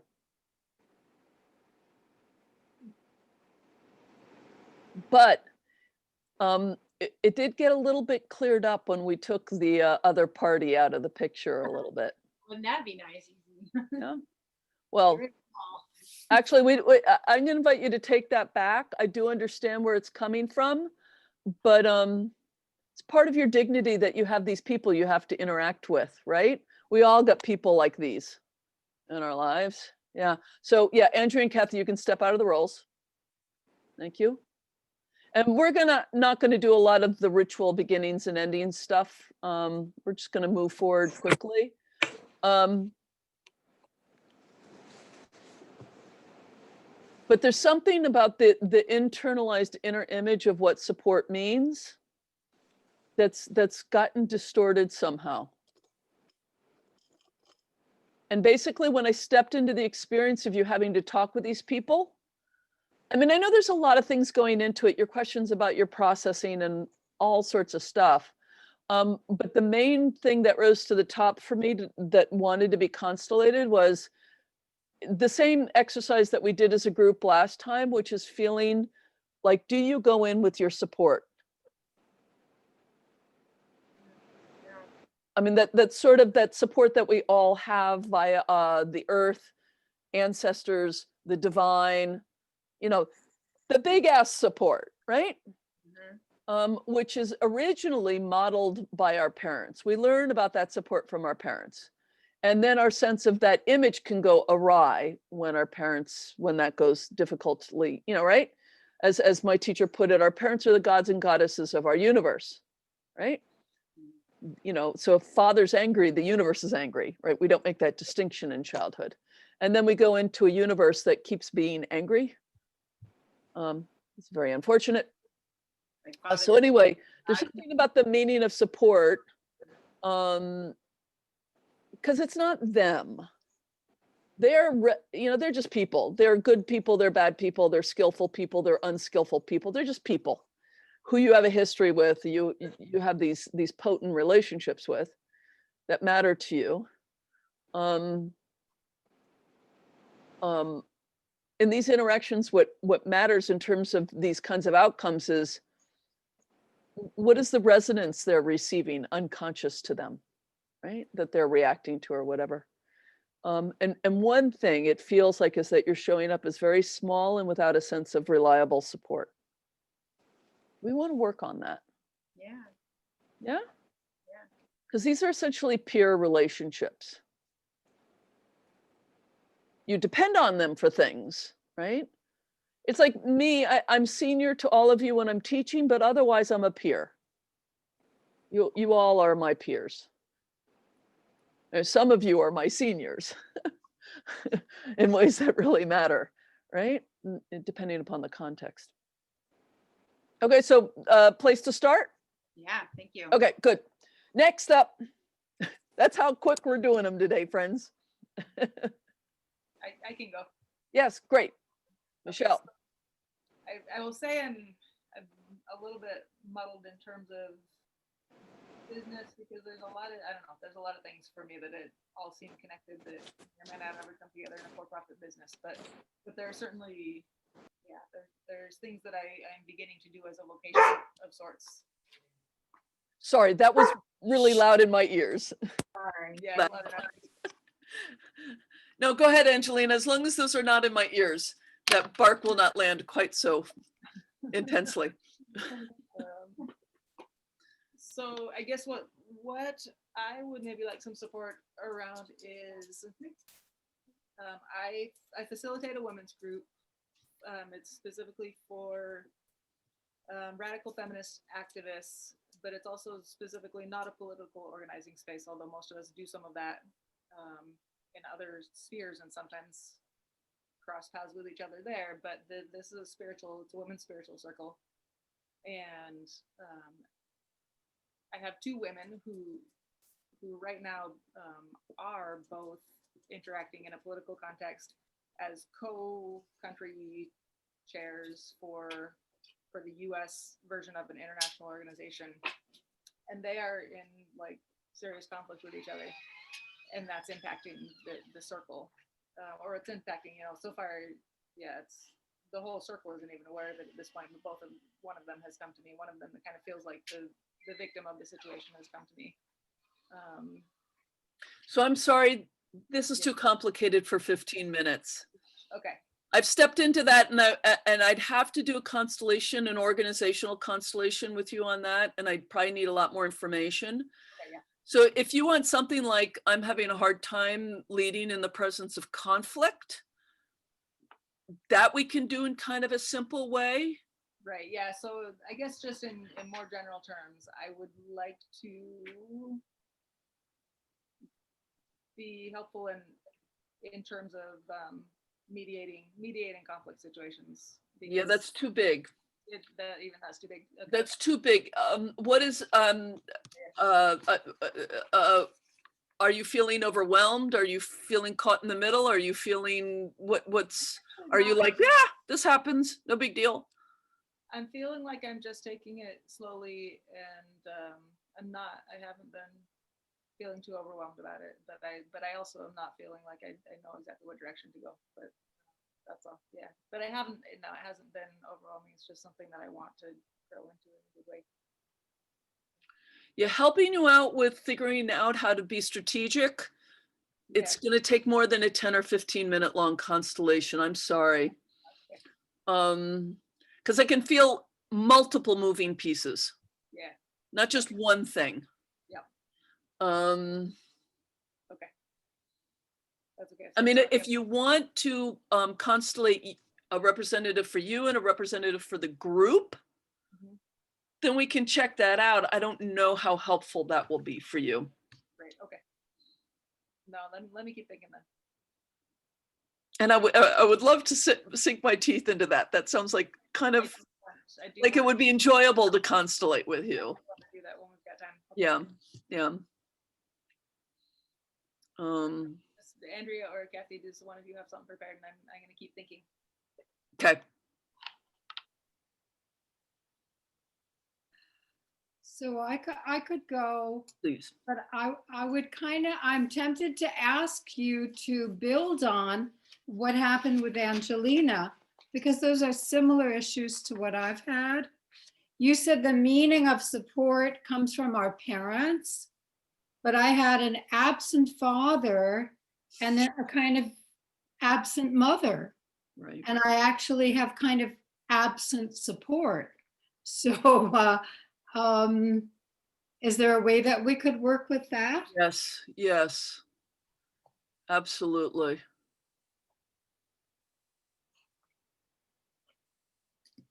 And by the way, that makes a great deal of sense to me, Andrea, as we're all getting to know each other better. Mhm. My sense is you've done a really astonishingly wonderful job in your own life of making sure you've sort of managed and taken care of yourself in your life, right? Which And a lot is of other people.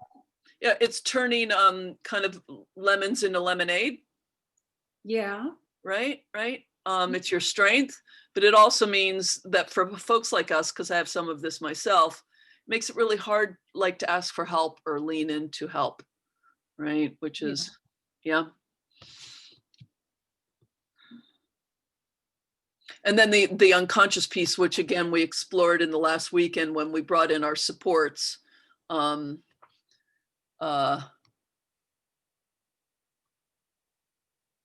The importance of not coming in solo into our interactions with our clients, right? Oh, Right, right. right. Yeah. That it helps them feel more safe when we're supported. Right. Right? Yeah. Right. So I'm going to try something. Hopefully it's simple. This is probably really, no, I'm going to make this simple. I'm going to label it up front, simple. So the, Kathy, would you please represent, and I'm going to get the language correct.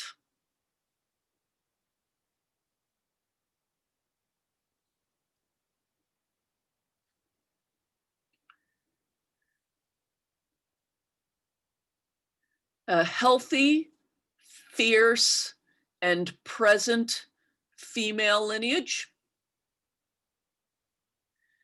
And Michelle, would you please represent a healthy, fierce, and present male lineage?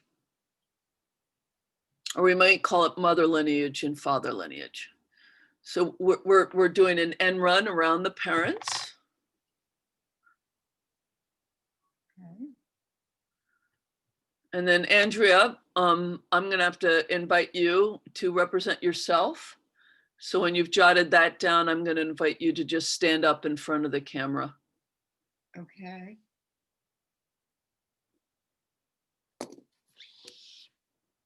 Okay.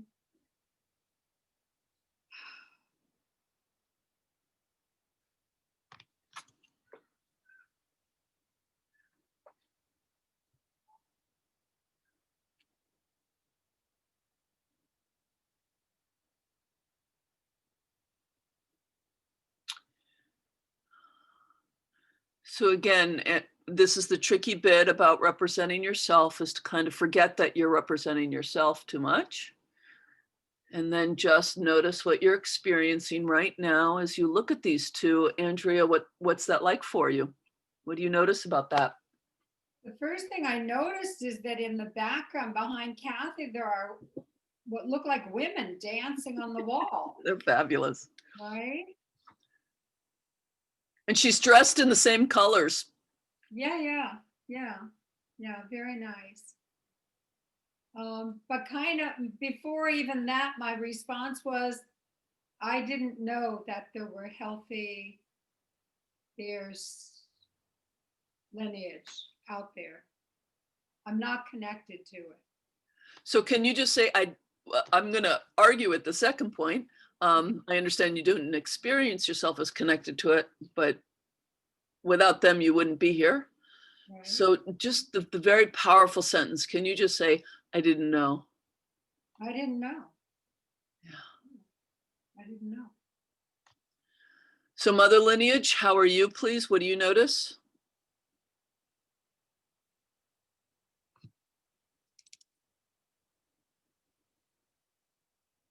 You're muted, Kathy.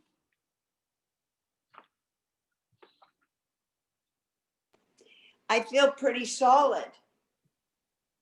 And I'm here. What do you experience when you look at Andrea?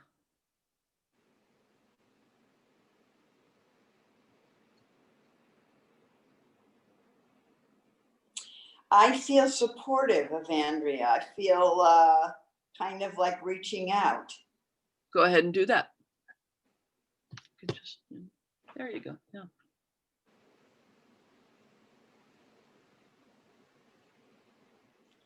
Also, I feel very connected to the male lineage, actually.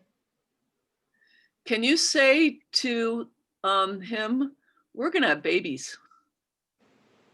We're going to have babies. There's one We right had babies. Can you say, there's one right over there?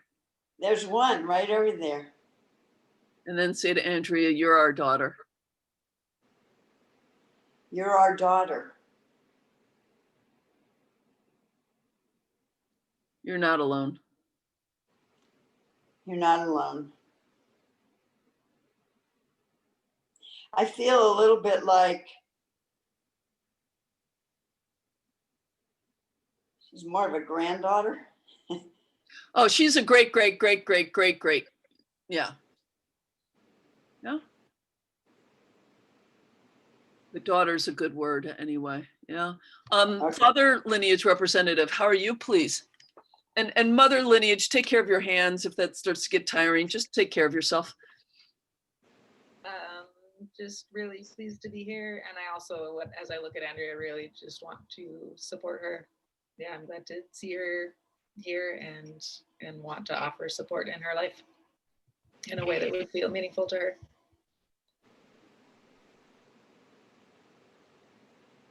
Can you say on behalf of both of them, can you say sorry about your parents' absence? Sorry about your parents' absence. We're both here. We're both here. You can have both of us. You can have both of us.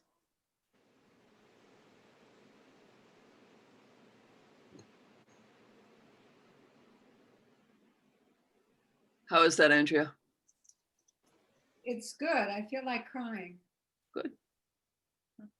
This is the place where I check with clients to make sure it doesn't feel like a great big pretend, like I'm just telling a nice story. Need to be careful about that, right? I'm feeling the vibration. It feels very honest. And I'm checking with the client to make sure it's not feeling like a pretend to them. Yeah. No?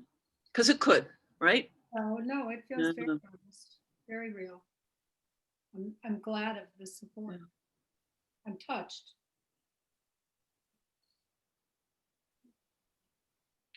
And then, Andrea, I'm going to invite you to rearrange yourself, but stay in the role of yourself. You can have a seat and just, could you lean against the chair in front of the computer, in front of the webcam, and feel essentially the legs of these two behind you? Okay. Don't worry about writing anything down yet. There you go. And then if the two of you could do your hands like this, there you go. And just feel those hands in the chair back. And then in a wonderfully sort of childlike way, test it a little bit, push against it, see if it moves or if it falls down or moves away.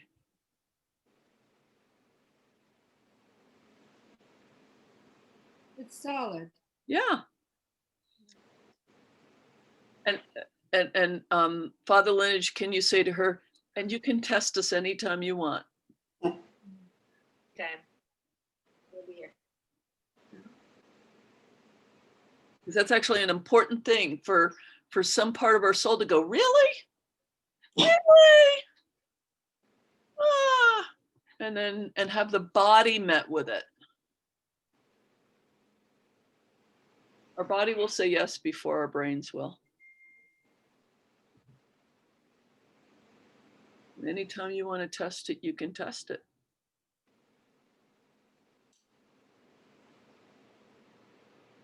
This is not blind faith trust. This is like the marketing trust. This is trust that builds by actually being in relationship.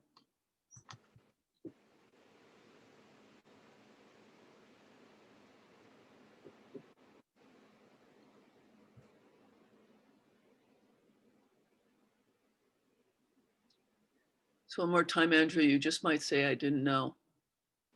I didn't know. Yeah.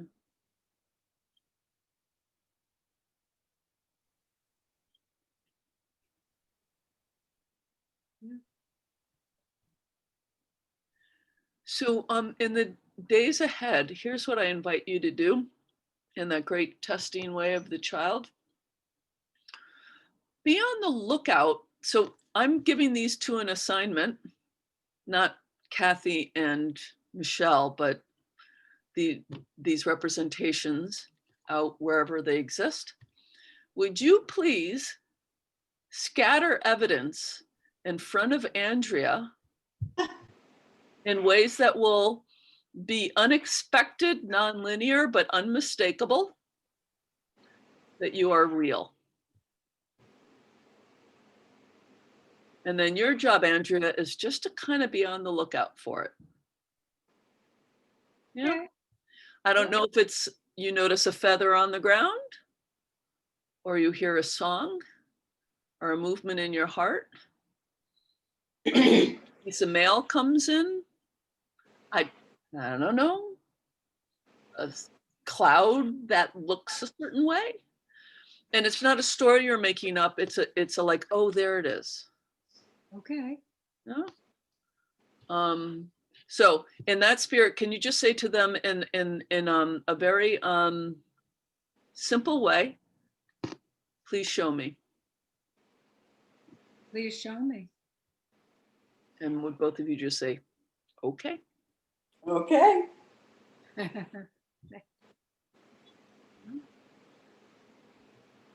this okay to leave it here, Andrea? Yeah. Yeah. Good. Thank you. Okay, thanks, Wow. guys. Step out of those roles. It's a gift for everybody, by the way, here. It's one of those sort of classic formats that all of us can benefit from.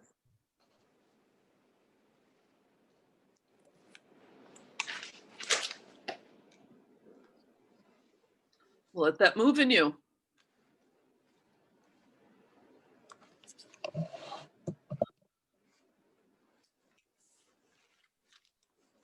I do have one now that I think will be Okay, good. simpler and more directly business related, is that I really, really, really don't like asking people for money. Like I just don't do it. Like even if my housemates go grocery shopping, I'm happy to just not have them give me any money. It's fine. I can cover it.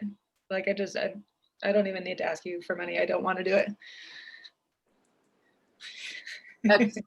Boy, your Get body it. is like, here is your assignment. You must take the Heart of Money course. Okay. But honestly, let's just start out. Is Angelina part of this? I don't see her right now, so. she's Okay, not- I've changed my mind anyway. Okay. I think given your body's reaction, it will be useful for you to actually be in this constellation. Kathy, would you please represent money? Ha! Sure.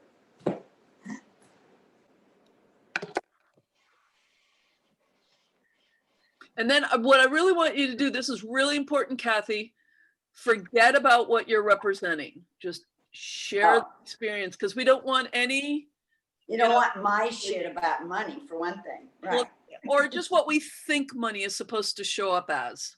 Just Yeah. let that all go. Yeah. Just have the experience. And same thing with you, Michelle, right? In terms of like try and forget who You're representing Michelle. Okay, gotcha. Just what is the experience?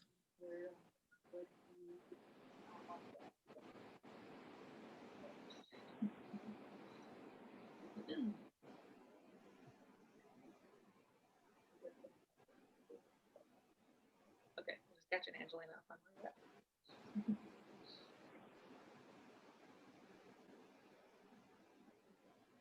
Just look at money, money, look at Michelle.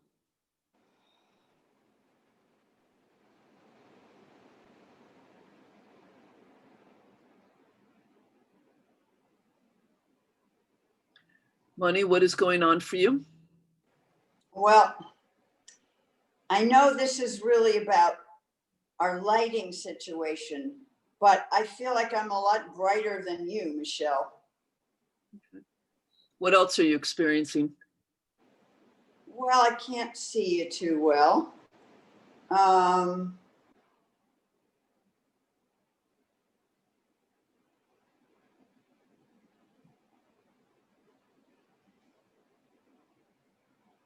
Michelle, what is your experience of money so far?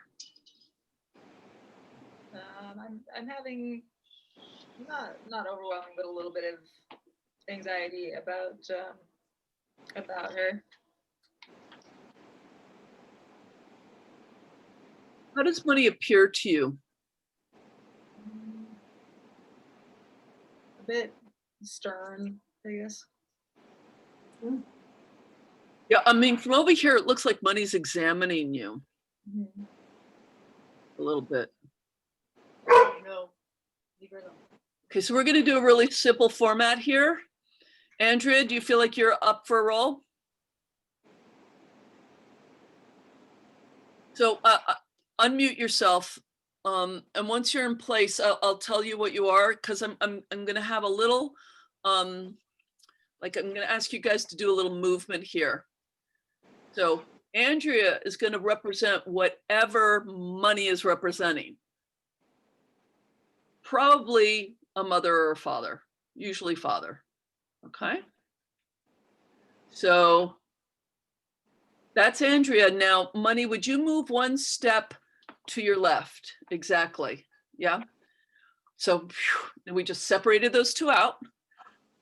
Now Kathy is just money. And Andrea is whatever Michelle perceives in money and is reacting to in money when she says, I don't want any.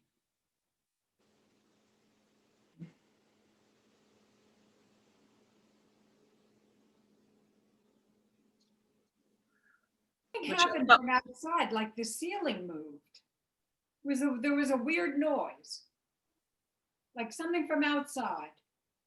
okay. Michelle, how is this for you to sort of have those two separated out a little bit now? I mean, it's interesting to think that I had never thought of a person behind my perception of money. So It's almost everybody's, right. just by the way, for future reference, when you're doing money constellations for people. So And it I'm just- usually represents father, but not always. Yeah, I mean, right now I'm just kind of looking at, yeah, whoever that is. Yeah, just in a space of curiosity about it right now. Okay. And anything different about money now? Well, I feel like I can. Sorry, hold on. Oh. Michelle, anything different in your experience of money? Yeah, it does feel less charged to separate out. Okay. If you were to guess, you know, this anxiety and this I don't want any, who is Andrea representing? If you were just to guess.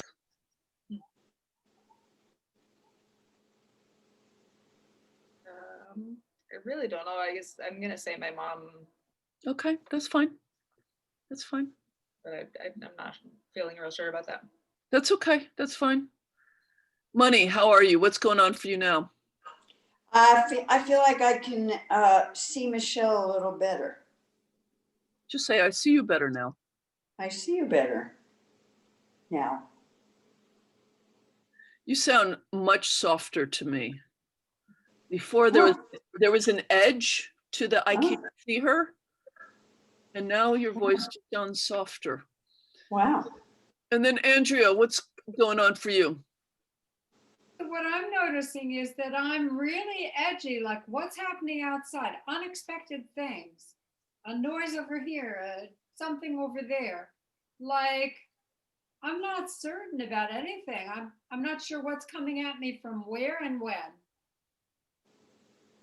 There's an unexpectedness, a fear of the unexpected. So I'm going to ask, give you a sentence, and hopefully it'll land. It's a little out ahead of what people have reported, but I hope it'll be useful. Andrea, can you say to Michelle, this is about me, not about you. This is about me, not about you.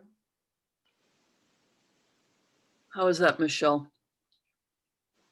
Yeah, that I like that. I mean, I feel like it starts to take some weight off of the issue for me. I mean, not completely, but it's feels good to hear. Now, whoever Andrea is representing, they're having an experience, a difficult experience, but they're not, which to be in the presence of would be difficult. Like to be in the presence of someone having that kind of experience, it would be difficult, but it's not about the person who's in their presence. Does that make sense, Michelle? Yeah, yeah. Yeah, yeah. Any more guesses about who this is? Could be my mom, could be my grandma. Okay. Yeah. Can you just say, with respect, I leave it with you? With respect, I leave it with you. And we'll just try this because I think it lands for me when you say it. Can you say, that's money, that's my grandma? That's money, that's my grandma. They're not the same thing. They're not the same thing.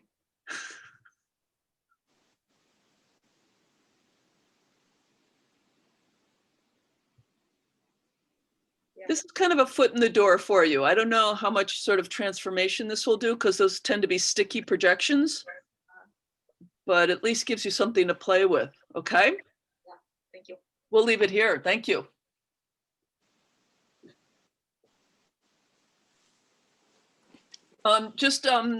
If you ever do workshops with people around money issues and money stuff, it's a very useful dyad to have the person and money.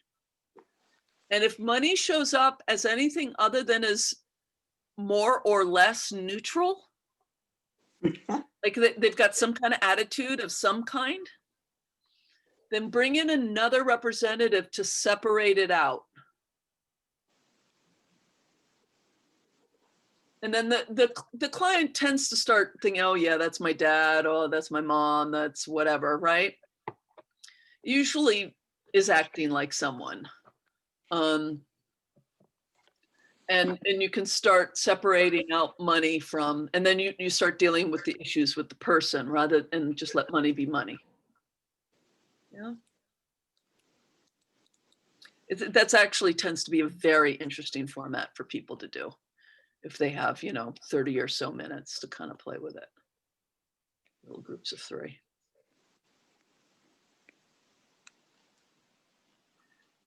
Kathy. Okay. Let me run something by you. I'm wondering if I could take a piece of the tech thing somehow. As you and I have discussed, it may take a lot of constellations. And I have done kind of a deep dive into Band of Brothers and watching many of those episodes. You did. Yes, especially I think it was episode 6, which is actually the Battle of the Bulge, and it's actually a medic. And that was exactly my father's experience in the Battle of the Bulge as a medic. Yeah, that's why I suggested you watch it. Yeah.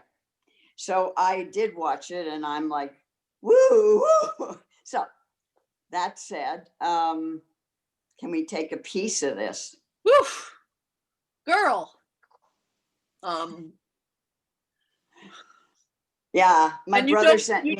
You don't want us to look at, because we were looking at you, your business, and what you're afraid of before. Wait, when? Oh, you Earlier mean today. earlier tonight? Yeah, Yes, yeah. yes, Um, yes. I just want to make sure that you don't want us to give you some support around what you're dealing with right now. It Yeah, does if you know not how to have to do do that. business. Okay, I mean, So that's up to you. that might make sense. I mean, I do want to do this other thing, but I also feel like, do I have the Bandwidth. Yeah. bandwidth right now? Yeah, because Yep. my brother sent me a copy of Dad's War Diary, and I'm so glad to get it. And I haven't looked at it since it arrived because it was after the band of brothers and stuff. And I thought, okay, I don't think I can read this quite yet. It was this week also, you know. Okay, so I just want to share that this is all connected, by the way. And the connections, partly I notice it because the energy is the same. When you Uh-huh. talk about your tech phobia and you talk about your mammogram, it's got the same energy. It's got the Wow. exact same energy. And I mean, the literal conscious connection is that your father was facing mortality. Yeah. The big D. And his pals were dying all around him. Right? Yeah. And a mammogram, a scary mammogram is it's Yeah. mortality. It's Yeah. looking at mortality, right? Yeah. How does that land for you when I name that? What It happens? lands exactly right. Right. And does it relax something or does it increase your anxiety or I know that seems odd, but sometimes when we name something correctly, it allows something to relax, even if it's challenging material. Well, I did just breathe out. That's a sign. I mean, you know. Because here's my inclination, and this is a little ballsy of me, I have to say, is just to have you look at death. Okay. How I mean, last night, I picked up a new book that my dear friend Mike sent me. John O'Donohue. I love his books. I have several of them. This is a book on beauty, but of course, the last chapter is on death. And that's the chapter that I read last night in the middle of the night. And it was because it was describing the process of dying in a way that I've never read before. And I've read a lot of books about grieving and stuff ever since Carol died. But this was about that when you die, you give up both your body and your whole world. And it was a whole paragraph about that. And it just felt to me like somebody was describing this thing in a way that was frightening but helpful. Yeah. So that's exactly, I want to acknowledge with people, you have to be careful about this sort of thing. But all throughout our lives, not every minute, but all throughout our lives, there are these moments where we are reminded that we are mortal beings. Yes. Right? You know, sometimes it's an accident when we're a kid or, you know, an assault or a cancer scare when we're, you know, in our 30s or whatever it is. Yeah. Or the loss of a loved one. And certainly being a combat, being in war sort of throws it in your face. It actually gives you an initiation into death that most of us never get. And that's why one of the reasons why these people come back so changed. And then we ask them to act like nothing happened, and that's impossible. Right. Right. So I invite you into these moments with some courage as facilitators. Now, I had a kind of a guess that Kathy was ready for it, but I wanted to be a little careful about it. You don't just throw these things out without knowing your client is ready to sort of deal with these things. But I really do think that it will help you kind of be in yourself and be present to yourself. And by the way, acknowledging life and death in constellations does not mean that anybody's going to die. I don't want people to be sort of superstitious about this. Except that, of course, we're all going to die, Right. right? Right. Families touched by suicide, finding a way to actually look death really squarely and with some respect is a really important move those systems tend to really need, right? Okay, so, And that is true of my history. I don't know if the rest of you guys know that. yeah, yeah. My dad killed himself. Oh, okay, I probably knew that and forgot. Okay, But right, because he needed to be with his buddies. Being alive was, well, it was many years later. He was in his Well, yeah. 50s. But yeah. no, a lot of people, men and women as well in war, they put it off for a while so that the lineage can continue. But then at some point they're like, I belong with them. I should have died with them. It's a very strong meaning. And until we deal with it, yeah, so thank you for reminding us of that. So, I'm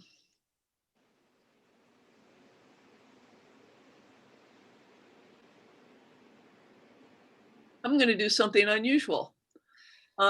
Michelle, would you represent Andrea? I mean, excuse me, Kathy, not Andrea. Andrea's done. And I'm going to represent death. And I'm not quite sure why I'm saying that, but I am.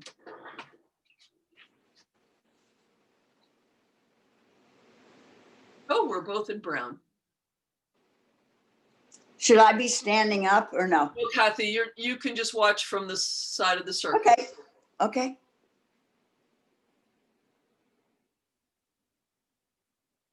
I already forgot who Michelle is. I'm you. Oh, you're me. Okay. Okay. I remember who death is. I just didn't remember who you were. Okay.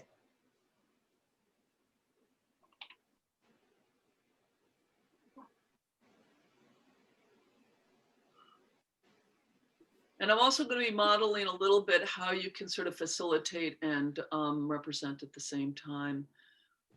Kathy's representative, what are you experiencing as you look at me?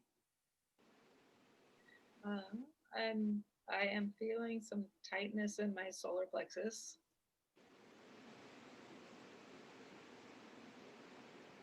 But other than that, not an over amount of anxiety, but there is some tension in my body, just in that spot.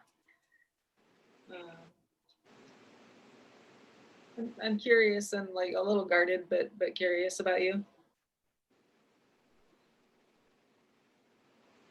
My first impression is that you're real and I'm not in some way. And I don't even know what I mean by that, but I look at you and you feel very alive and very present and very here. And then I look at myself and I almost like, it's almost like there's nothing there. It's an odd feeling. And then the second thing I want to do something very counterintuitive. You ready? Just notice how this lands in you, because I want to do something very odd.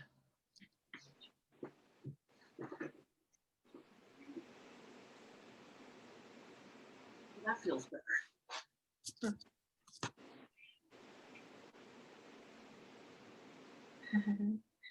That feels better to me too.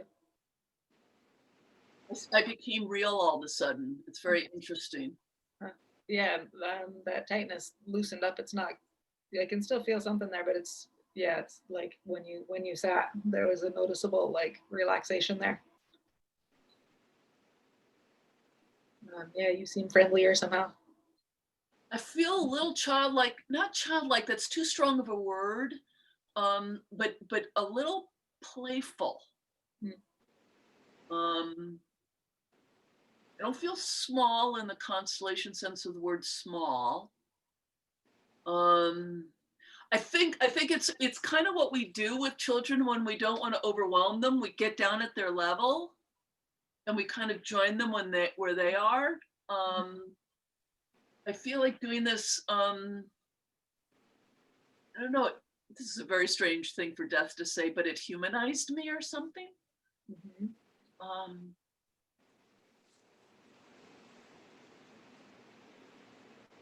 Yeah, I do feel that you feel much more approachable and yeah, friendly. So Kathy, the client, what's it like to watch this interaction between us? What's happening for you? When you went down on the floor, I saw my dad's face in your face. Oh, interesting. You know, suddenly you look my dad, my young dad, you know, pictures of him that I remember, you Wow. know, young as in about the age when he went to war. Okay, so let's go with that. Um,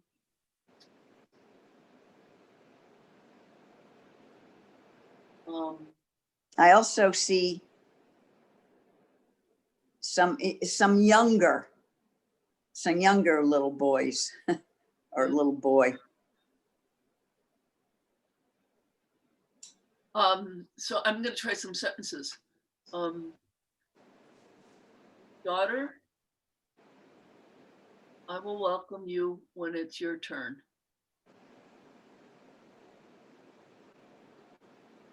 Oof. And the reunion will be complete. But until then, I am always your father. Stay there for a while. What's the last part? Stay there for a while. Oh, yeah. And Kathy's representative, how does that land for you? Yeah, that feels good.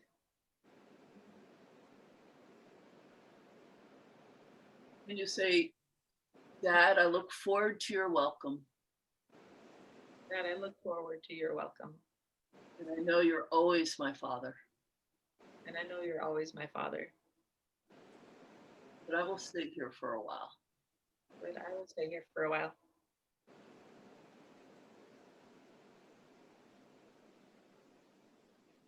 Please look kindly on me as I stay for a while. Please look kindly on me as I stay for a while. Until then. Until then.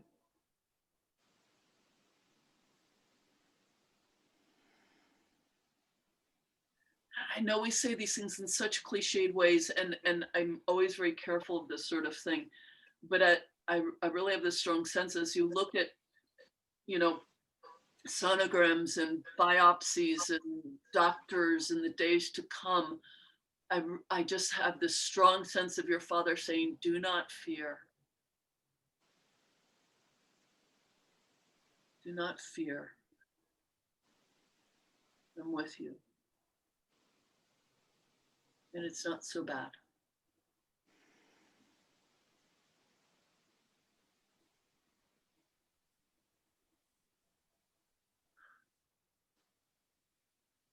How's that for you, Representative? Yeah, that feels really good. And real Kathy, how are you? That feels very good to me too. Leave it there? Yeah. Okay.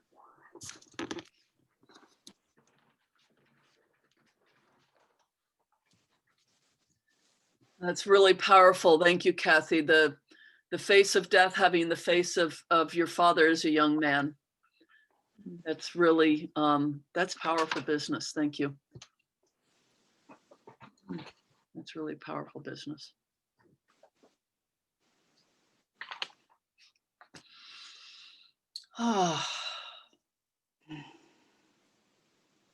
So that's it for today, my friends. We couple of wrap up things here. Residency, of course, a Saturday and Sunday. I'll send out an email about it, but just a reminder of that. This Thursday, I sent out an email about it, but again, the online group gathers at 10 a.m. my time. Marilise is the client. So if you were on the fence about it and you wanted to come to support her, Remember, I think most of you are doing really well signing up for your coaching sessions, but if you're behind or you haven't signed up for one in a little bit, remember to do that.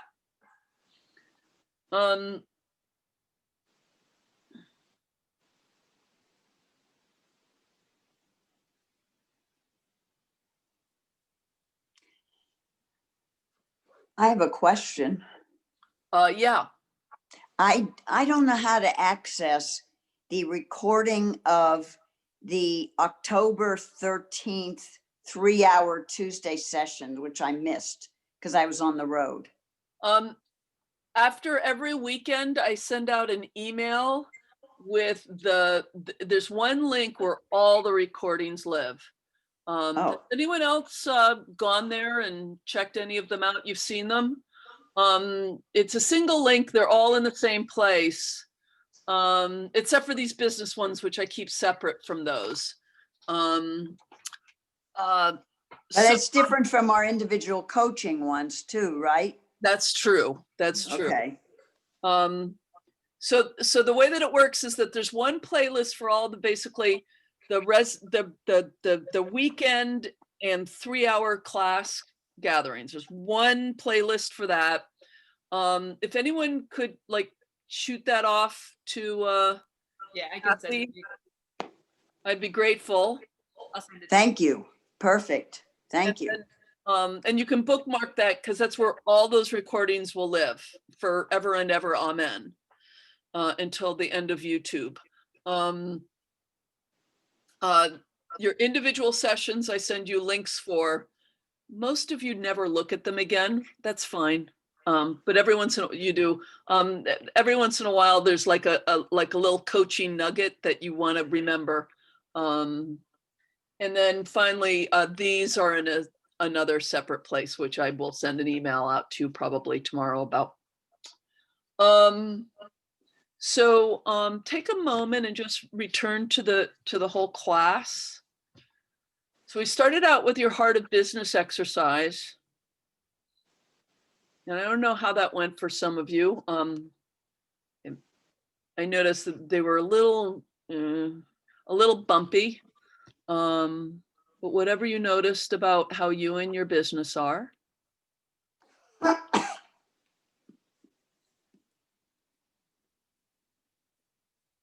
Kathy, you might return to that exercise now that we sort of addressed some of the cloud of fear.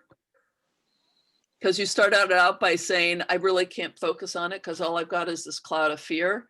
Now that we've dealt with that a little bit, you might just check in with the heart of your business, see how it is. So just remember that what's the feeling tone of you and your business right now? You can even check in again one more in your heart. And what I always notice at the end of these 3-hour meetings is in the presence of everything else about you and your business is glad that you gave it some attention for the last 3 hours, right? Just like if you were with a friend for 3 hours, they'd be glad that you'd done that. Your businesses are glad, like, whoa, she gave me her attention for the last 3 hours. Thank you. I feel safer in this relationship now. Yeah. And then we talked a little bit about marketing and the funnel and starting to think about how you'd like to structure your offerings a little bit, your services, the things of value. And you had a little bit of time to talk with each other about 1 or 2 things you might like to try to be doing. 1 or 2 things you're going to try and do by our next this gathering in a month. Okay. And then we did some constellations where we noticed that business is about everything in your life, right?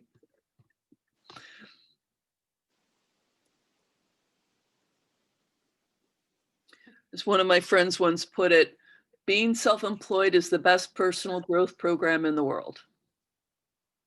It will reflect all of your stuff and bring it up for being looked at and dealt with.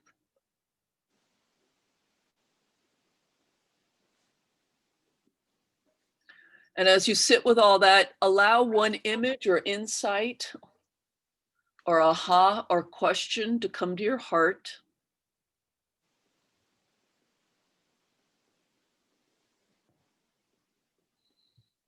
What is your takeaway for the evening?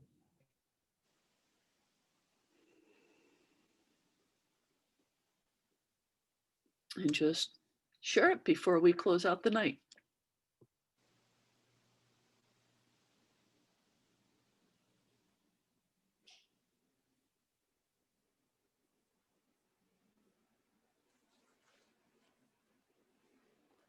Mine says, Dad says it'll be okay. For some reason, you believe him. Not quite sure why, but it I sounds know, well. convincing. Yeah, yeah, yeah. I believe your dad. Yeah. And Angelina, good luck. I'll be thinking about you. Is it tomorrow? Just the conversation with the lawyers tomorrow. I'm guessing the hearing's going to be moved. So we don't know. We don't know day by day. But it feels better in this moment. I got a text from him during this thing. So Oh, right. it feels a little better.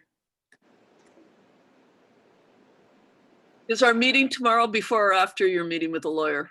I might miss the beginning of your meeting because I'm asked him to meet with me at 3:30 right before our meeting.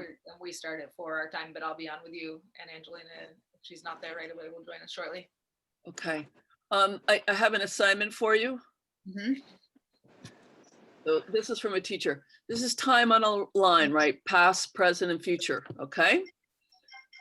But time is like this, where past, present, and future is all now. A teacher of mine taught me this, so linear time, all of it right now. Yeah. So when you sit down with the lawyer, just take a moment and do this with time so that the good work we'll do after the lawyer has already happened. Oh, nice. Okay. Okay. Okay. Right? So that when we do it after the lawyer, the outcome is available to you while you're with the lawyer. Okay. And you can literally, it's actually kind of useful to do it with a stick or a pen or something, and just say, okay, this is past, present. This is when I'm going to be meeting with Leslie. Okay, let's make that right now. And it feels better. Ready to go. Oh. Then you can talk to the lawyer. Thank you.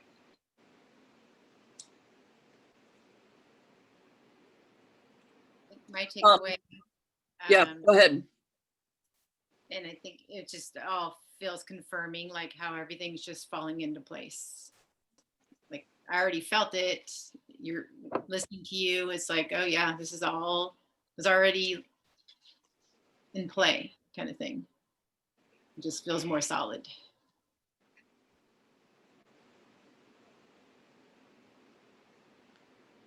So I said, that's a great outcome.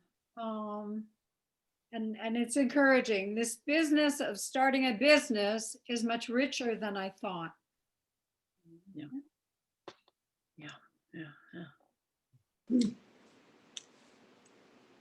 My takeaways are separating out money from whoever I'm projecting onto money, and also I'm remembering Andrea's representation of the heart of my business was feeling really vital, although sometimes with some distraction in the background.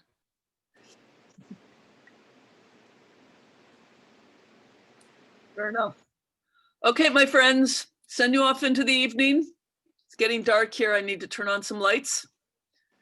Good night, all. See you on maybe on Thursday if you can come. Otherwise, Saturday morning. See you then. Yep, I'll probably be there Thursday. Bye, guys. Bye.